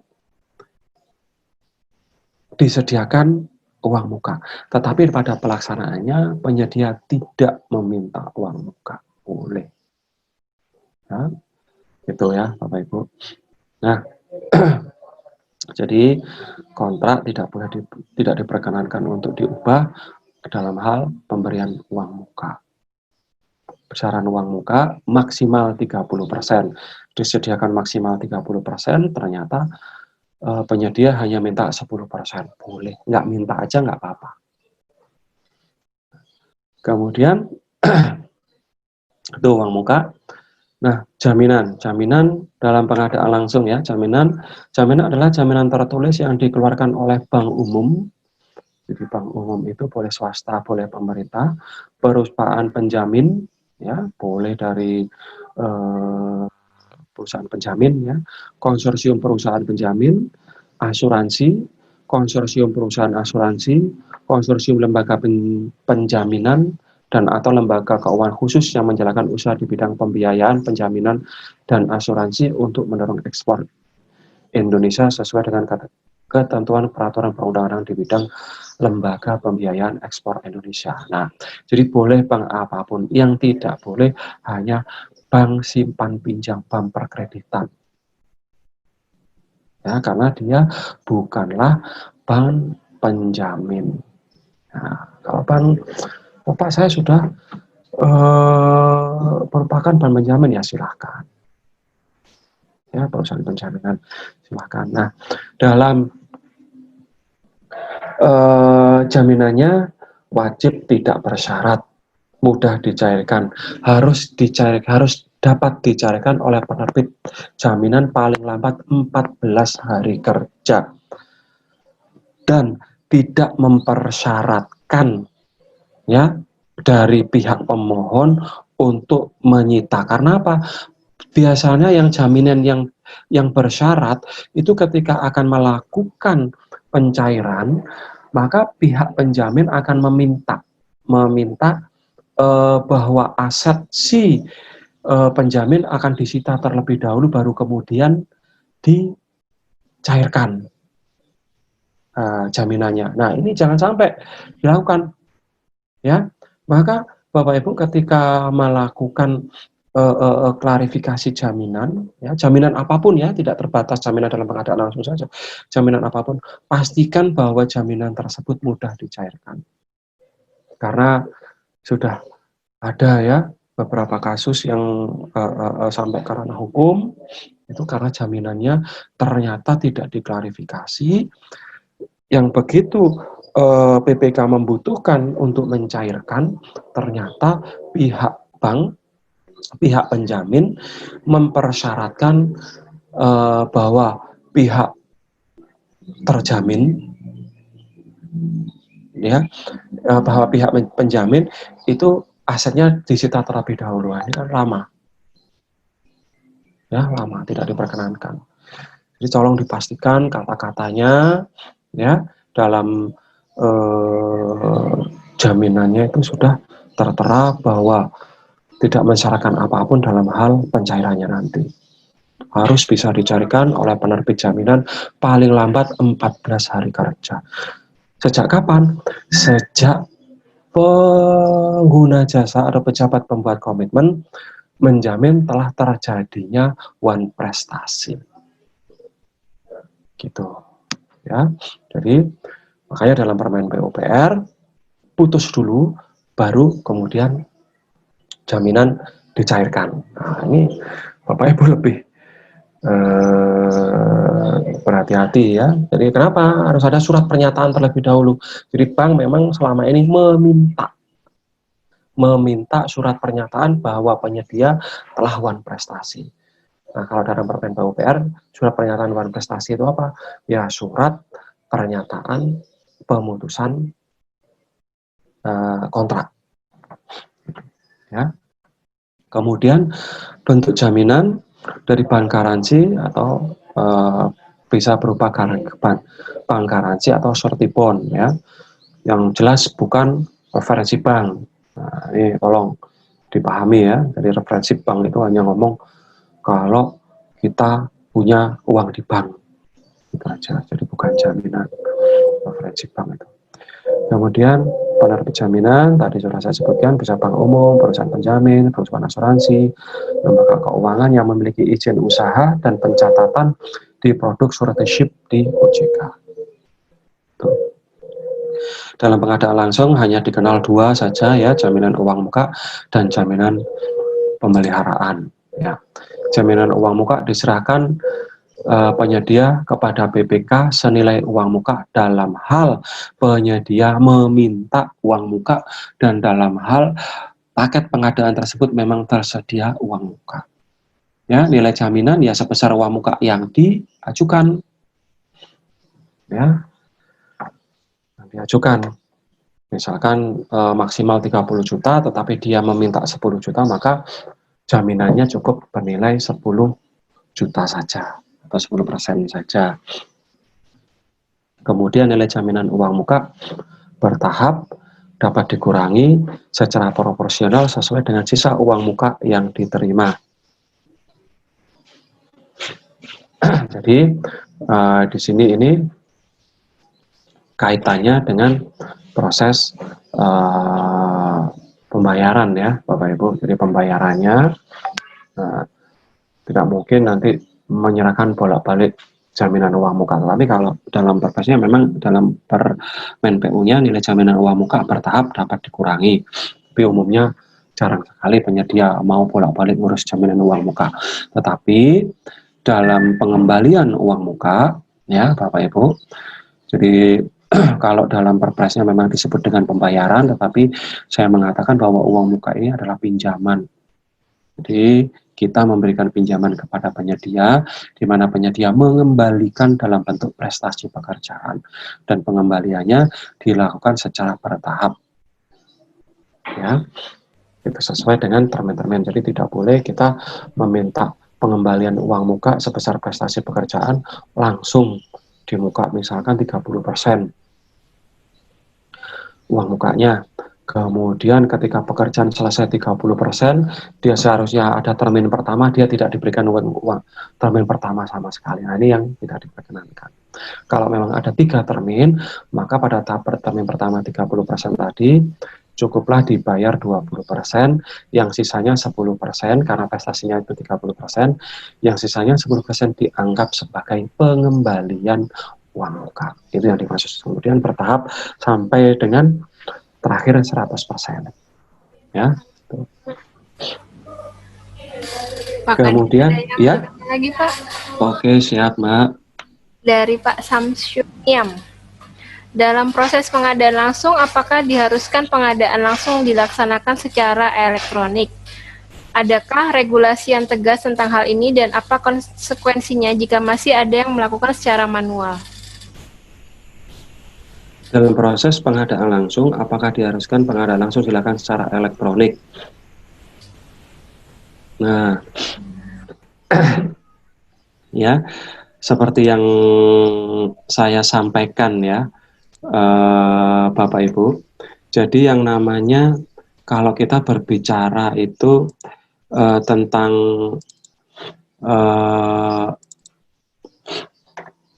apa namanya elektronik. Ya, elektronik. Jadi sekarang ini dalam rangka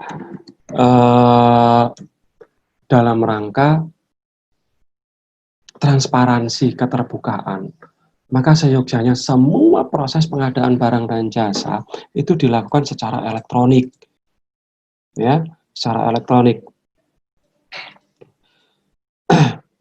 Kemudian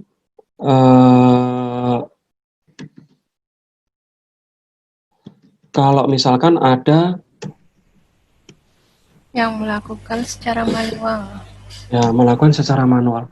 Apa konsekuensinya? Nah, pertama adalah Bapak Ibu, ya. Maka Bapak Ibu, ketika ada proses yang seharusnya dilakukan secara elektronik dilakukan secara manual. Ya, kalau misalkan nanti dalam perpresnya sudah disebutkan, maka Bapak Ibu wajib melaksanakan pengadaan barang secara elektronik. Ketika ada yang tidak melaksanakan, maka apa yang harus dilakukan? Nah, bisa jadi kalau ada yang mempersoalkan, maka bisa jadi dikatakan bahwa proses pengadaan barang tersebut, ya, itu tidak sesuai dengan perpres. Nah, ini yang jadi bermasalah. Memang kalau tidak ada yang mempersoalkan, ya, kalau saya berbicara sanksi dalam perpres tidak ada sanksi ya Bapak Ibu. Jadi tidak ada sanksi, ya. Kalau dalam perpres, karena memang perpres tidak diperkenankan ada sanksi. Jadi perpres apalagi Permen PUPR tidak ada yang namanya sanksi. Ya, tetapi nanti keabsahan itu pertama, sekarang ini sudah digalakkan adanya e-planning, e-budgeting, kemudian proses pengadaan barang jasa secara elektronik, kontrak ke depan pun itu juga kontrak secara elektronik. Nah, kalau seandainya Bapak Ibu itu apa namanya ada yang melakukan secara manual, ya jangan salahkan kalau ada nanti ada yang mempermasalahkan. Mengenai sanksi tidak ada sanksi ya Bapak Ibu. Jadi mengenai sanksi tidak ada sanksi. Ya, mungkin itu Mbak Ubi. Ada lagi mungkin yang mau Pak. di Dari Pak Afif sudah ya? Belum ya Pak? Satu lagi dari Pak Afif, apakah diperbolehkan pemberian uang muka untuk pengadaan langsung sampai dengan 200 juta? Iya. Bukannya penggunaan jaminan hanya diperuntukkan untuk pekerjaan di atas 200 juta. Oke, baik. Sebentar ya.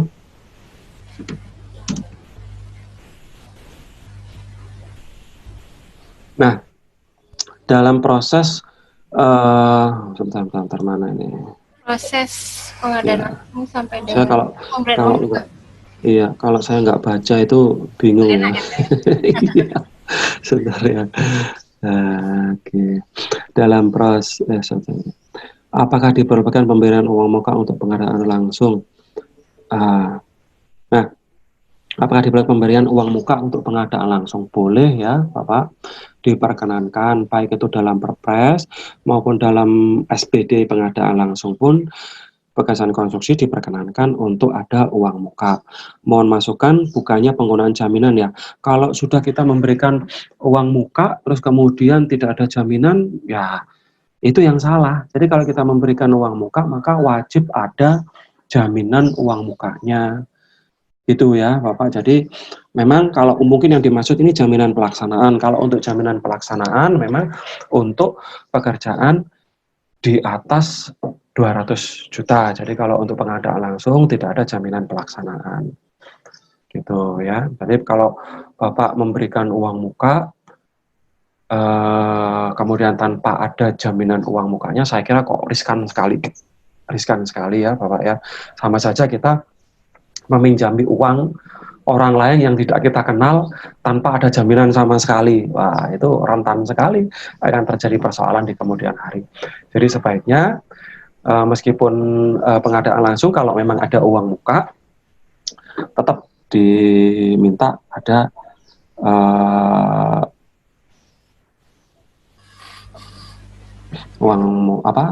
tetap harus ada jaminannya. Ya. Mungkin gitu ya. Ada satu lagi Pak pertanyaannya Pak dari Pak Afif. Oke, iya. Untuk pekerjaan konstruksi di bawah 50 juta, pertanyaan pertama, apakah diperbolehkan pembayaran dilakukan secara sekaligus dan tidak menggunakan pembayaran secara termin? Ya. Yang kedua, apakah diperlukan atau diwajibkan menggunakan masa pemeliharaan?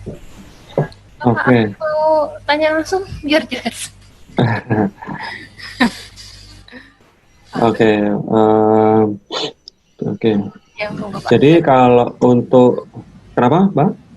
Monggo langsung dijawab, Pak. Ya. Jadi kalau untuk pembayaran sekali, jadi pembayaran itu memang pada prinsipnya ada beberapa ya bisa dilakukan. Pembayaran itu ada 3. Yang pertama itu bisa dilakukan per termin, yang kedua bisa dilakukan secara bulanan, yang berikutnya yang ketiga adalah bisa dilakukan secara sekaligus. Nah, apa diperkenankan 50 juta pembayaran secara sekaligus? Boleh ya. Jadi meskipun jangankan paket yang kecil, yang besar pun diperkenankan untuk pembayaran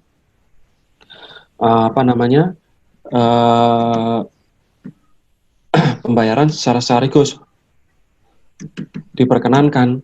Karena apa? Karena itu merupakan keputusan dari pejabat pembuat komitmen atau dari pemilik pekerjaan atau dari pengguna jasa itu untuk menetapkan teknis pembayaran. Jadi diperkenankan. Jadi mau sampai dengan 50 juta, mau di atas itu pun diperkenankan, silakan dipilih. Ada 3 tadi, ada mau sekaligus boleh, mau per termin boleh, mau secara bulanan boleh. Tapi disesuaikan dengan jenis pekerjaan, kemudian dan jenis kontraknya. Jadi kalau misalkan biasanya kalau untuk konsultan perencana itu sekaligus. Nah, tapi kalau untuk konsultan pengawas biasanya per bulan. Monggo ya, di mana yang lebih kalau untuk konstruksi biasanya per termin ya monggo. Boleh konstruksi pun boleh sekaligus, boleh bulanan. Terserah. Yang jelas aturan ketentuannya adalah bahwa pembayaran harus sesuai dengan prestasi pekerjaan. Jadi istilahnya ada barang, ada uang. Jadi pembayaran harus, meskipun ada beberapa pekerjaan yang tidak bisa atau ada anomali, tidak seperti, tapi untuk pekerjaan konstruksi dan konsultansi pembayarannya seperti ini ya. Itu ya, jadi berkenan. Apakah diperlukan diwajibkan menggunakan masa pemeliharaan? Nah, kalau untuk pekerjaan konstruksi sebaiknya ada masa pemeliharaan. Ya, sebaiknya ada masa pemeliharaan. Kalau untuk pekerjaan konstruksi memang ada beberapa kasus kalau untuk jaminan pemeliharaan oke lah karena mungkin nilainya kecil. Nah, tapi masa pemeliharaan ada. Karena apa? Nah, karena pekerjaan konstruksi kan rentan. Bisa nanti pada masa pemeliharaan. Nah, ada beberapa itu ya pemeliharaan atap. Begitu selesai pekerjaannya dapat 2 hari ambruk. Nah, semacam ini diantisipasi maka harus ada masa pemeliharaan. Jadi harus ya kalau untuk pekerjaan konstruksi gitu. Mungkin itu Belum ada pertanyaan lagi dan belum ada yang melambaikan tangan. Oke, siap. Berarti saya Dilanjutkan lagi ya, Mbak Upi ya. Oh, ada satu lagi Pak dari Pak Agus. Bagus, siap. Pak, batasan retender untuk pengadaan langsung paket konstruksi berapa kali? Retender. Iya. Jadi pengadaan langsung kembali mungkin maksudnya gitu ya. Jadi kalau retender itu istilah untuk tender ya di atas 200 juta. Itu menggunakan istilah tender. Kalau tendernya gagal itu retender. Kalau pengadaan langsung ya berarti metodenya pakai pengadaan langsung bukan tender. Nah, berapa kali pengadaan langsung bisa diulang? Nah, tidak ada ketentuan mau berapa kali, jadi berapa kali pun boleh dilakukan pengulangan pengadaan langsung sampai dengan kita mendapatkan penyedia yang kompeten, baik dari sisi administrasi maupun dari sisi teknis. Jadi gitu. Maka kita cari diulang. Hari ini kita gagal, penyedia gagal dievaluasi teknis. Besok saya ulang kembali. Boleh, besoknya lagi diulang lagi boleh. Jadi tidak ada ketentuannya. Yang menjadi ketentuan adalah cukupkah waktu Bapak Ibu untuk melaksanakan pekerjaan. Kalau bolak-balik pengadaan langsung, bolak-balik diumumkan, masih cukup waktukah untuk melaksanakan pekerjaan. Jadi tidak ada beberapa kali ya. Jadi, memang sih jarang sih pengadaan langsung itu gitu ya, PL, pengadaan langsung. Kalau memang diperlukan jaminan pemeliharaan, pengadaan langsung silahkan tetapi masa pemeliharaannya wajib ya. Ini tahapan persiapan pengadaan langsung, menerima dokumen persiapan, melakukan review dokumen persiapan. Jadi review ini dilakukan antara BPK. Jadi tadi kita sudah ngobrol tentang menetapkan spesifikasi teknis, menyusun dan menetapkan HBS, menyusun dan menetapkan rancangan kontrak, kemudian menetapkan besaran uang muka, jaminan, dan lain sebagainya. Ya, maka ketika sudah selesai, berikutnya adalah BPK menetapkan dokumen persiapan dan memberikannya kepada pejabat pengadaan. Bersama-sama melakukan review dokumen persiapan. Nah, setelah itu bersama-sama menetapkan persyaratan penyedia, menentukan jadwal pengadaan langsung, menetapkan dokumen pengadaan langsung. Ini ya, jadwal pemilihan dan menetapkan dokumen pengadaan langsung dilakukan oleh pejabat pengadaan. Kalau penetapan persyaratan penyedia, seyogyanya untuk persyaratan teknis itu dilakukan oleh pemilik pekerjaan atau pengguna jasa atau pejabat pembuat komitmen. Ya, kan di sana. Jadi mau peralatan menggunakan apa, mau berapa volume peralatannya, nah itu adalah ranahnya si pejabat pembuat komitmen. Tapi kalau persyaratan administrasi, misalkan dalam rangka memilih penyedia, mempersyaratkan wajib memiliki SPU, wajib memiliki akta pendirian, itu ranahnya pejabat pengadaan. Kemudian jadwal pemilihan dan penetapan ini ranahnya pejabat pengadaan. Kemudian tadi sudah dilakukan hal-hal yang dilakukan oleh pejabat pembuat komitmen ya Bapak Ibu. Maka sekarang hal-hal yang dilakukan oleh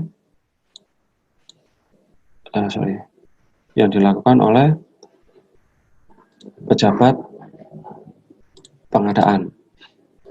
Nah, pejabat pengadaan dalam hal ini menetapkan metode kualifikasi khusus untuk pengadaan langsung, baik itu pekerjaan konstruksi maupun jasa konsultansi menggunakan pasca kualifikasi. Ya, jadi tidak ada prakualifikasi. Prakualifikasi itu hanya untuk yang tidak sederhana saja, karena ini pengadaan langsung, jadi sederhana. Kemudian evaluasi kualifikasi menggunakan sistem gugur.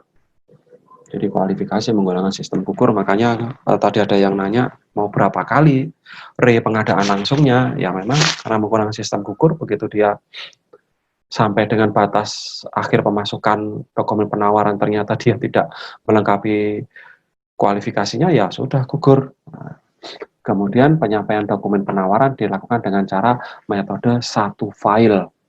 Jadi semua kelengkapan dokumen mulai dari dokumen kualifikasi, dokumen penawaran teknis, penawaran harga, semuanya jadikan satu. Ya, evaluasi penawarannya menggunakan sistem gugur. Jadi sudah nggak perlu lagi metode yang lain. Jadi evaluasi apapun kalau menggunakan metode pengadaan langsung menggunakan evaluasi sistem gugur. Jadwal pemilihan pengadaan langsung, jadwal pemilihan untuk setiap tahapannya ditetapkan berdasarkan alokasi waktu yang cukup bagi pejabat pengadaan dan calon penyedia. Ya, jadi boleh berapa saja waktunya, silahkan, terserah ya Bapak Ibu, tetapi harus memberikan waktu yang cukup. Jangan sampai hari ini sore hari Bapak Ibu mengundang penyedia melalui sikap, besok pagi-pagi penyedia sudah harus mengirimkan atau memasukkan dokumen penawarannya. Nah, ini tidak memberikan waktu yang cukup. Memang semuanya diserahkan sepenuhnya ke pejabat pengadaan, tetapi kalau dari sisi saya ya, ketika melihat hal seperti itu kok aneh. Jangan-jangan ini memang ya seperti itulah. Ya. Nah, jadi memberikan alokasi yang cukup bagi pejabat pengadaan dan calon penyedia untuk melakukan proses pengadaan langsung.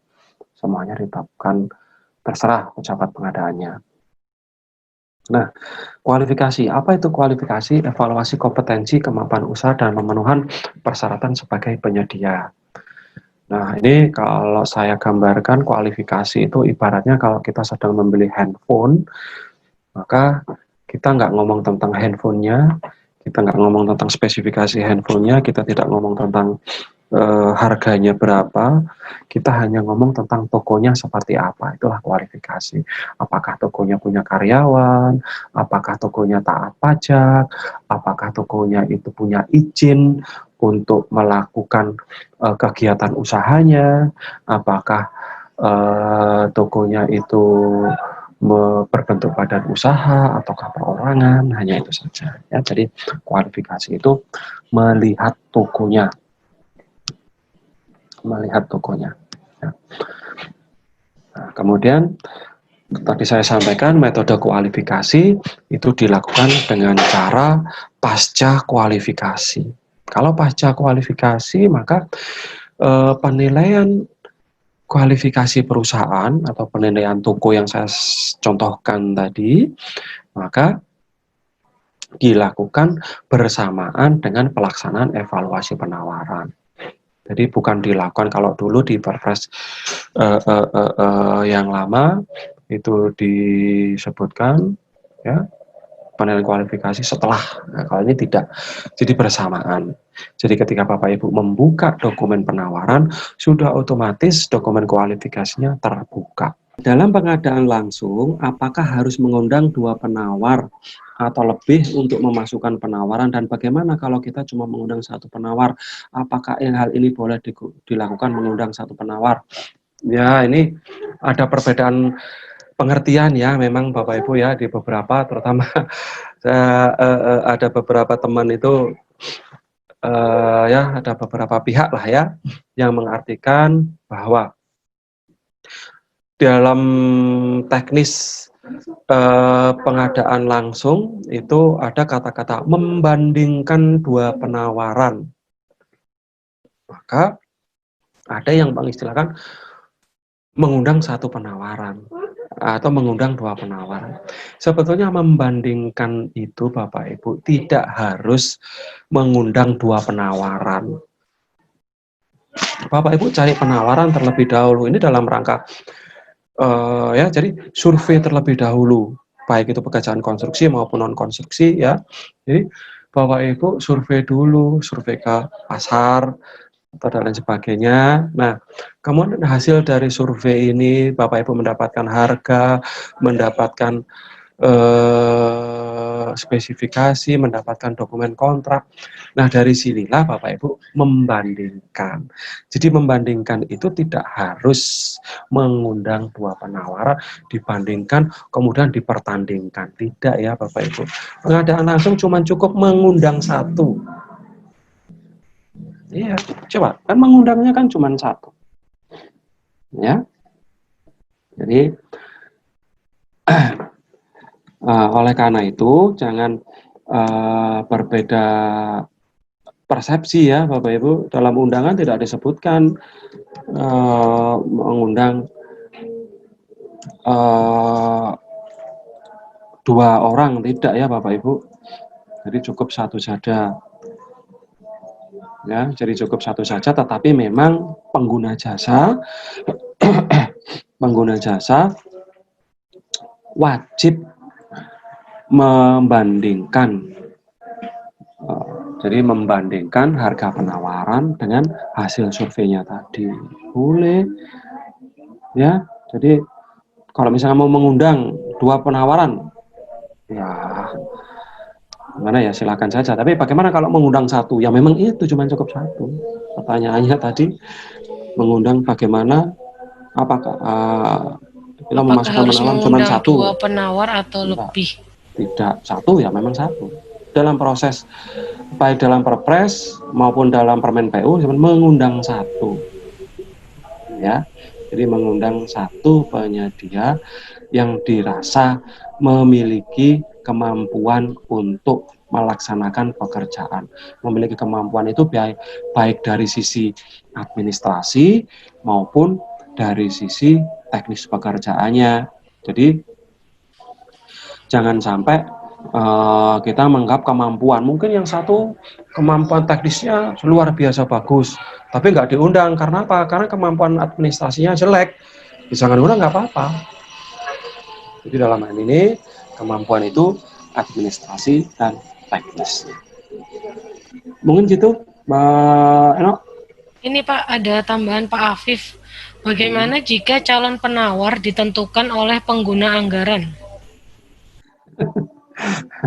Pak Afif dari kemarin ya, pertanyaannya susah-susah bener ini Pak Afif ini. Ini Pak Afif ini kayaknya agak curang Pak. Ketika di-unmute beliaunya nggak mau bicara Pak. Tapi kalau bertanya, wow sekali pertanyaannya ini. Iya. Terus beliau sembunyi, Aduh. kameranya di hidden Pak. Jadi kan kita nggak bisa tahu Bapak sedang di mana. Bagaimana jika calon penawar ditentukan oleh pengguna anggaran? Aduh, saya mesti hati-hati jawabnya ini ya. Ya. Jadi Perlu sebetulnya istiqoroh nggak Pak? Pak Afifnya ini loh. Pak Afif monggo Pak. Muncul iya, Pak. sebab saya gimana Pak Afif? Nyun sewu Pak kalau Ya, siap. Pak Kadir penasaran loh Pak. Ya, menerima menyampaikan aspirasi dari teman-teman ya, keadaan yang pada ngumpul di sini juga Pak. ya. Iya Pak Afif ya. Jadi sebetulnya ya kalau saya membaca, saya menjawab menjawab secara aturan normatifnya ya, semuanya itu saya kembalikan ke pejabat pengadaan karena yang memilih penyedia ya itu adalah pejabat pengadaan. Kalau dalam tender berarti Pokja ya, kalau dalam hal ini adalah pejabat pengadaan. Ya kalau misalkan yang ditentukan oleh pengguna anggaran. Nah, saya khawatirnya pertama, ya apa yang ditunjuk oleh pengguna anggaran itu adalah orang yang tidak kompeten. Itu yang pertama. Baik dari administrasi maupun dari pekerjaan. Saya khawatir ya, saya tidak ngomong penunjukan dari beliaunya itu seperti itu ya, enggak ya. Jadi terus yang kedua, ketika kita berbicara calon penawar ditunjuk atau ditentukan oleh pengguna anggaran. Kalau bicara ditentukan atau ditunjuk oleh pengguna anggaran, pertama, ketika kita berbicara hal seperti ini, pastikan apakah ada hitam di atas putihnya. Jangan sampai ini jadi masalah itu ya Pak Afif.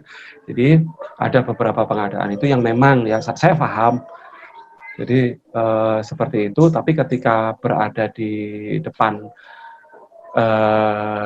aparat penegak hukum, hal ini tidak bisa dibuktikan. Itu yang saya menjadi kasihan ke teman-teman pejabat pengadaan. Banyak sekali nggak hanya pejabat pengadaan ya.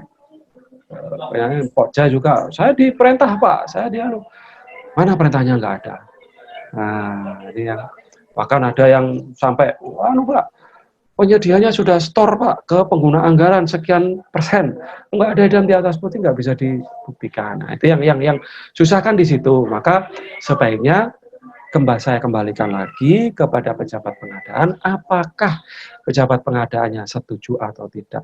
Sepanjang pejabat pengadaan itu setuju dan sepanjang memang kompeten dari sisi administrasi maupun teknisnya pekerjaan, maka ya saya kira hal itu fine-fine saja. Mungkin gitu Pak Afif ya. Susah sekali jawabnya ini Pak Afif ini. Itu Pak Afif ya. Agak lumayan ya Pak. Ya. Terima kasih Pak untuk jawabannya. Soalnya ditambah dengan Bu Ervin Pak. Wah, pertanyaan apa pengalaman ini Mas Afif? Sepertinya Pak Afif ini mudah memancing nih sepertinya, memang umpannya agak banyak ya Pak ya. Iya. Lanjut Pak, monggo Pak. Ya itu akhirnya di grup chat itu banyak ini. Iya. Akhirnya Bu Siti Arumani juga menambahkan ini. Mantap iya. Pak Afif. Berarti satu suara sebenarnya Pak. Suara hatinya sudah tersampaikan semua Pak berarti Iya. Pak. Boleh nanya lagi nggak Pak? Oh, minta lagi Pak, monggo Pak. Ditampakkan videonya Pak, biar Pak Kadir bisa ini boleh, Pak. Pak Kadir biar nggak penasaran Pak, beliaunya yang mana Pak Afif Tadi ini. Pak Kadir kan bilang harus ada bukti perintahnya. Kalau misalnya screenshot chat WhatsApp bisa jadiin bukti nggak Pak? Nah, bukti itu jadi gini, semua bukti yang paling bagus itu adalah bukti tertulis. Yang paling bagus, yang paling ketika di depan sidang itu menjadi sangat-sangat ya sebagian besar diakui lah oleh majelis sidang ya, itu bukti tertulis, misalkan berupa disposisi, berupa surat penunjukan dan lain sebagainya. Kalau bukti screenshot itu perlu dibuktikan kembali nanti. Jadi ada IT, jadi segala bentuk IT baik itu rekaman maupun rekaman voice atau audio atau video nanti akan dibuktikan apakah yang ada dalam rekaman screenshot maupun rekaman video ataupun voice tadi itu perlu dibuktikan lagi nanti. Ada tim khusus bahwa memang itu benar-benar berasal dari yang bersangkutan. Karena tidak bisa serta-merta, jadi screenshot ini pasti bukti tidak demikian, tetapi diuji kembali. Tapi kalau disposisi rata-rata yang saya ketahui itu majelis hakim rata-rata langsung percaya bahwa itu memang ada bukti tertulis. Gitu Pak Afif. Ya, ini pengalaman saja ini ya Pak Afif ya. Ya Pak, terima kasih Pak. Siap. Sudah pertanyaannya Pak Afif. Ya. Apa mau dilanjutin lagi? Sudah cukup, baik. Ya, monggo Pak Kadir. Ini lebih seru Pak, monggo Pak Kadir, mungkin bisa minum dulu Pak, barangkali nanti tenggorokannya khawatir kering Pak. Lah itu memang Pak Afif luar biasa ini. Nah, metode kualifikasi sudah saya jelaskan tadi ya, evaluasi kualifikasi. Apabila pelaku usaha yang telah terkualifikasi dalam sikap tidak perlu pembuktian kualifikasi ya. Jadi kalau sudah pernah dilakukan pembuktian terhadap, jadi meskipun disikap sebetulnya ya paling tidak kita perlu membuktikan paling tidak sekali ya. Tapi kalau sudah misalkan paket penyediaannya sama gitu ya, maka untuk yang kedua tidak perlu dilakukan pembuktian kualifikasi lagi ya. Jadi intinya pelaku usaha yang telah terkualifikasi dalam sikap tidak perlu pembuktian kualifikasi, karena dulu tahun 2018, 2019 itu banyak sekali penyedia yang sudah masuk sikap tetapi belum terkualifikasi. Jadi kalau hal yang semacam ini perlu dilakukan kualifikasi kembali ya Bapak Ibu. Nah, kemudian ini pejabat pengadaan menyusun tahapan pengadaan langsung jasa konstruksi meliputi undangan, penyampaian dokumen penawaran dan lain sebagainya. Mengenai waktunya diserahkan sepenuhnya kepada pejabat pengadaan. Nah ini contoh alokasi waktu jadwal pengadaan langsung. Ini mungkin ada beberapa yang tidak ideal ya, tapi ya paling tidak ini karena hanya satu dokumen ya, maka paling tidak ketika hari pertama itu kita menyampaikan undangan, maka kita paling tidak memberikan waktu setidaknya 3 hari lah ya bagi penyedia untuk menyampaikan dokumen penawarannya. Jadi bisa memperbaiki ya. Di sini ada waktu lah ya. Jadi tidak langsung hari ini, besok langsung ditutup pemasukan penawarannya. Kemudian pembukaan dokumen penawaran dan data kualifikasi. Evaluasi dokumen penawaran di hari yang berikutnya ya, kemudian BHHPL, penandatanganan SPK ya. Ini waktu pelaksanaan setiap tahapan pengadaan langsung disesuaikan dengan kebutuhan. Silakan kalau menurut Bapak Ibu memang itu perlu lebih cepat silakan, tapi logis saja lah, ukurannya logis ya. Ini penyusunan dokumen pemilihan, cara pemasukan satu file, kualifikasinya. Nah, ini kemudian dokumen pemilihan pengadaan langsung konstruksi. Jadi bedanya antara konsultansi konstruksi dengan pekerjaan konstruksi, kalau untuk konstruksi itu spesifikasi teknis dan gambar, kalau untuk kerangka acuan, kalau untuk saya konsultansi kerangka acuan ya. Spesifikasi teknis dan gambar untuk pekerjaan konstruksi di sini sudah ada yang namanya jadi dalam dokumen pemilihannya ini sudah ada yang namanya metode pelaksanaannya ya Bapak Ibu. Jadi penyedia sudah tidak lagi membuat dokumen metode pelaksanaan. Ya, mungkin itu yang bisa saya sampaikan. Nah, ini bagaimana, ada pertanyaan ini rupanya ini, Mbak. Iya Pak Afif lagi. Ya, bagaimana jika pejabat pengadaan diminta melaksanakan proses pengadaan barang konstruksi di bulan November atau Desember? Sudah dibuat, sedangkan pekerjaannya sendiri sudah dilaksanakan bulan April atau Mei. Nah, ini ya Bapak Ibu. Jadi ketika saya berbicara sebagai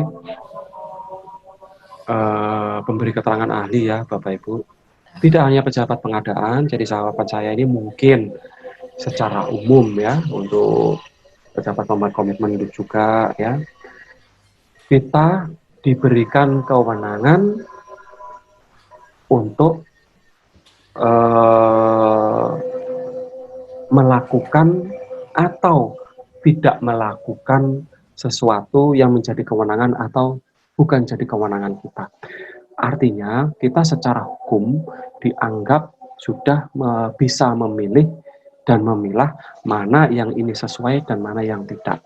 Dengan kata lain, ya, ini juga pernah ada ya kasus yang mirip dengan ini ya sampai di sidang. Ya, karena khawatir pekerjaan tidak selesai di akhir tahun, padahal dia tahu bahwa ada anggaran dari pusat yang akan turun menjelang akhir tahun, jadi pekerjaan itu dikerjakan terlebih dahulu. Ya, maka jawabannya cuma satu, baik PPK, Pokja maupun pejabat pengadaan memiliki kemampuan atau diberi kewenangan untuk menerima ataupun menolak. Dalam hal model yang semacam ini, maka saya sangat menyarankan Bapak Ibu untuk menolak. Ya, untuk menolak. Apalagi saya yakin ini pekerjaannya di bulan April atau Mei itu, nah, itu di bawah tangan, ya. Karena kalau ini dilakukan, maka saya khawatir ya, belum tentu namanya khawatir, belum tentu ya, Bapak. Namanya khawatir belum tentu. Jadi khawatir saya ini dianggap pemalsuan dokumen. Kalau sudah dianggap pemalsuan dokumen, maka itu bisa masuk dalam ranahnya apa? Ranahnya pidana.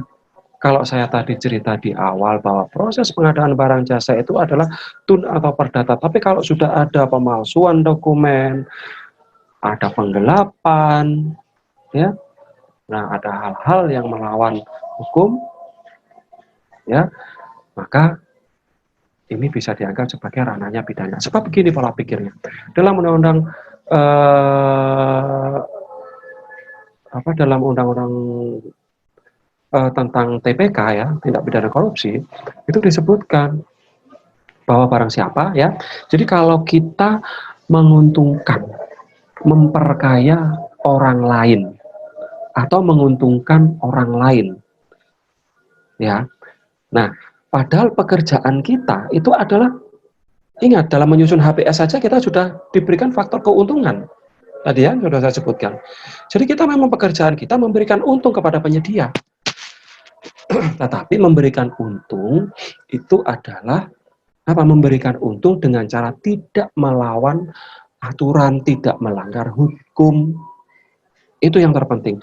Jadi kalau sudah kita itu ada pekerjaan, kita pasti karena ada faktor keuntungan di sana, kemudian dilakukan dengan cara memalsukan dokumen, melanggar aturan, maka saya khawatir, belum tentu ya, saya khawatir ini diseret ke ranah pidana. Jadi ingat, tugas kita menguntungkan, jadi kita sesuai aturan pun, kita sudah nyerempet. Karena di sana ada menguntungkan diri sendiri, atau orang lain. Nah, kita pasti menguntungkan orang lain. Nah, gitu ya. Gitu ya Pak Afif. Jadi Mohon kalau ada hal-hal yang melanggar ketentuan, yang melanggar norma, yang melanggar terutama melanggar prinsip-prinsip pengadaan, jadi tolong ditolak saja. Percaya deh, kalau sudah ada, kalau sudah di depan yang demikian itu, ya mudah-mudahan tidak lah. Ya mungkin itu. Jadi yang bisa saya sampaikan, Pak Afif, mungkin ada lanjutan ya. Baik Ya. Pak, belum ada pertanyaan lagi nih kayaknya. Siap. Tapi kemarin kan ada 2 pertanyaan yang terpending Pak.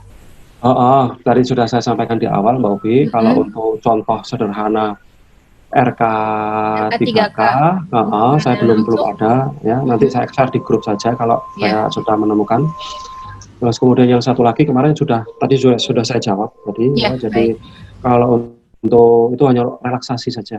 Ya, kenapa SPBU dan pengalaman sampai dengan sub itu karena untuk relaksasi. Jadi mereka bilangnya untuk membantu pejabat pengadaan maupun pejabat pembayar komitmen dalam rangka mendapatkan penyedia yang lebih kompeten, lebih bagus. Katanya begitu sih. Ya, baik Pak. Okay. Bapak Ibu ada yang mau bertanya lagi? Atau ada yang mungkin mau live pertanyaan interaktif? Pak Afif mungkin mau bertanya lagi? Kesempatan spesial.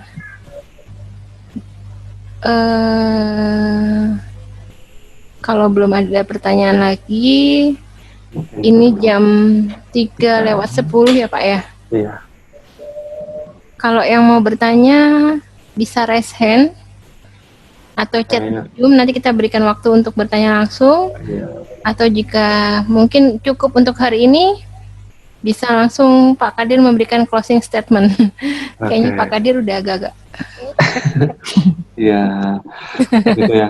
Ya, oke, Bapak Ibu ya, kalau memang tidak ada pertanyaan, mungkin pesan saya jadi dalam persiapan pengadaan ini manfaatkan ya sedetail mungkin ya, jadi hal-hal mulai dari spesifikasi teknis, kemudian penyusunan HPS, penyusunan rancangan kontrak diusahakan sedetail mungkin ya, karena itu merupakan salah satu cara kita untuk memitigasi resiko dalam proses pengadaan barang dan jasa. Untuk hari ini saya akhiri materi saya dari saya, mungkin nanti untuk file-file selanjutnya akan saya share di grup, bagikan di grup ya. Saya akhirnya sampai di sini, sampai jumpa besok di jam yang sama. Mohon maaf apabila kurang bisa memuaskan untuk hari ini. Mungkin besok saya tak berolahraga lagi, simpan tenaga lagi supaya lebih memuaskan. Saya akhiri, wassalamualaikum warahmatullahi wabarakatuh. Waalaikumsalam warahmatullahi wabarakatuh. Baik Bapak Ibu, sebelumnya kita berikan aplaus untuk Pak Kadir untuk pemaparan materi hari ini. Terima kasih Pak Kadir, semoga besok bisa lebih sehat lagi. Insya Allah besok keadaannya lebih fit ya Pak ya. Amin, amin. Bapak Ibu, sekian dulu kelas daring hari ini. Terima kasih atas partisipasinya. Saya atas nama IAPDPD Jatim, mohon maaf jika kelas hari ini ada kekurangan atau kesalahan dari kami. Besok insya Allah kita bertemu kembali pukul 13 waktu Indonesia Barat di link kelas yang sama. Nanti insya Allah jam 12.30 pasti akan saya ingatkan, mungkin Bapak Ibu karena kesibukan kerja terlupa kalau masih ada 2 kelas daring lagi. Terima kasih. Untuk selanjutnya akan saya kembalikan ke Mbak Neno sebagai pembawa acara. Wassalamualaikum warahmatullahi wabarakatuh. Waalaikumsalam warahmatullahi wabarakatuh. Terima kasih Mbak Upi. Ini biar tetap semangat, kita applause lagi nih. Terima kasih untuk Bapak Ibu, fasilitator, moderator, juga keaktifan Bapak Ibu. Jadi kegiatan hari ini berasa seru, dan terima kasih Pak Afif sudah lebih menghidupkan. Akhirnya Pak Kadir udah nggak penasaran nih. Ini sampai ada yang bilang kalau Pak Afif ini pertanyaannya ter-the best minggu ini. Wah, ini kalau ada award bisa menang kayaknya beliau ini Pak ya. Baik, semoga kegiatan hari ini membawa berkah, memberi manfaat, menjadi ladang pahala dan amal jariah bagi yang menyampaikan dan mendengarkan. Amin ya rabbal alamin. Baik, demikian rangkaian kegiatan hari ini Bapak Ibu. Kami atas nama panitia memohon maaf dan mohon dimaafkan jika ada yang kurang berkenan dalam pelaksanaan maupun penyampaian kami. Selamat beristirahat dan kalau perjalanan pulang hati-hati di jalan. Semoga selamat sampai tujuan dan berkumpul dengan keluarga kembali. Sampai jumpa besok insya Allah di hari ketiga di kelas yang sama bersama kami. Selamat sore, salam sejahtera. Assalamualaikum warahmatullahi wabarakatuh.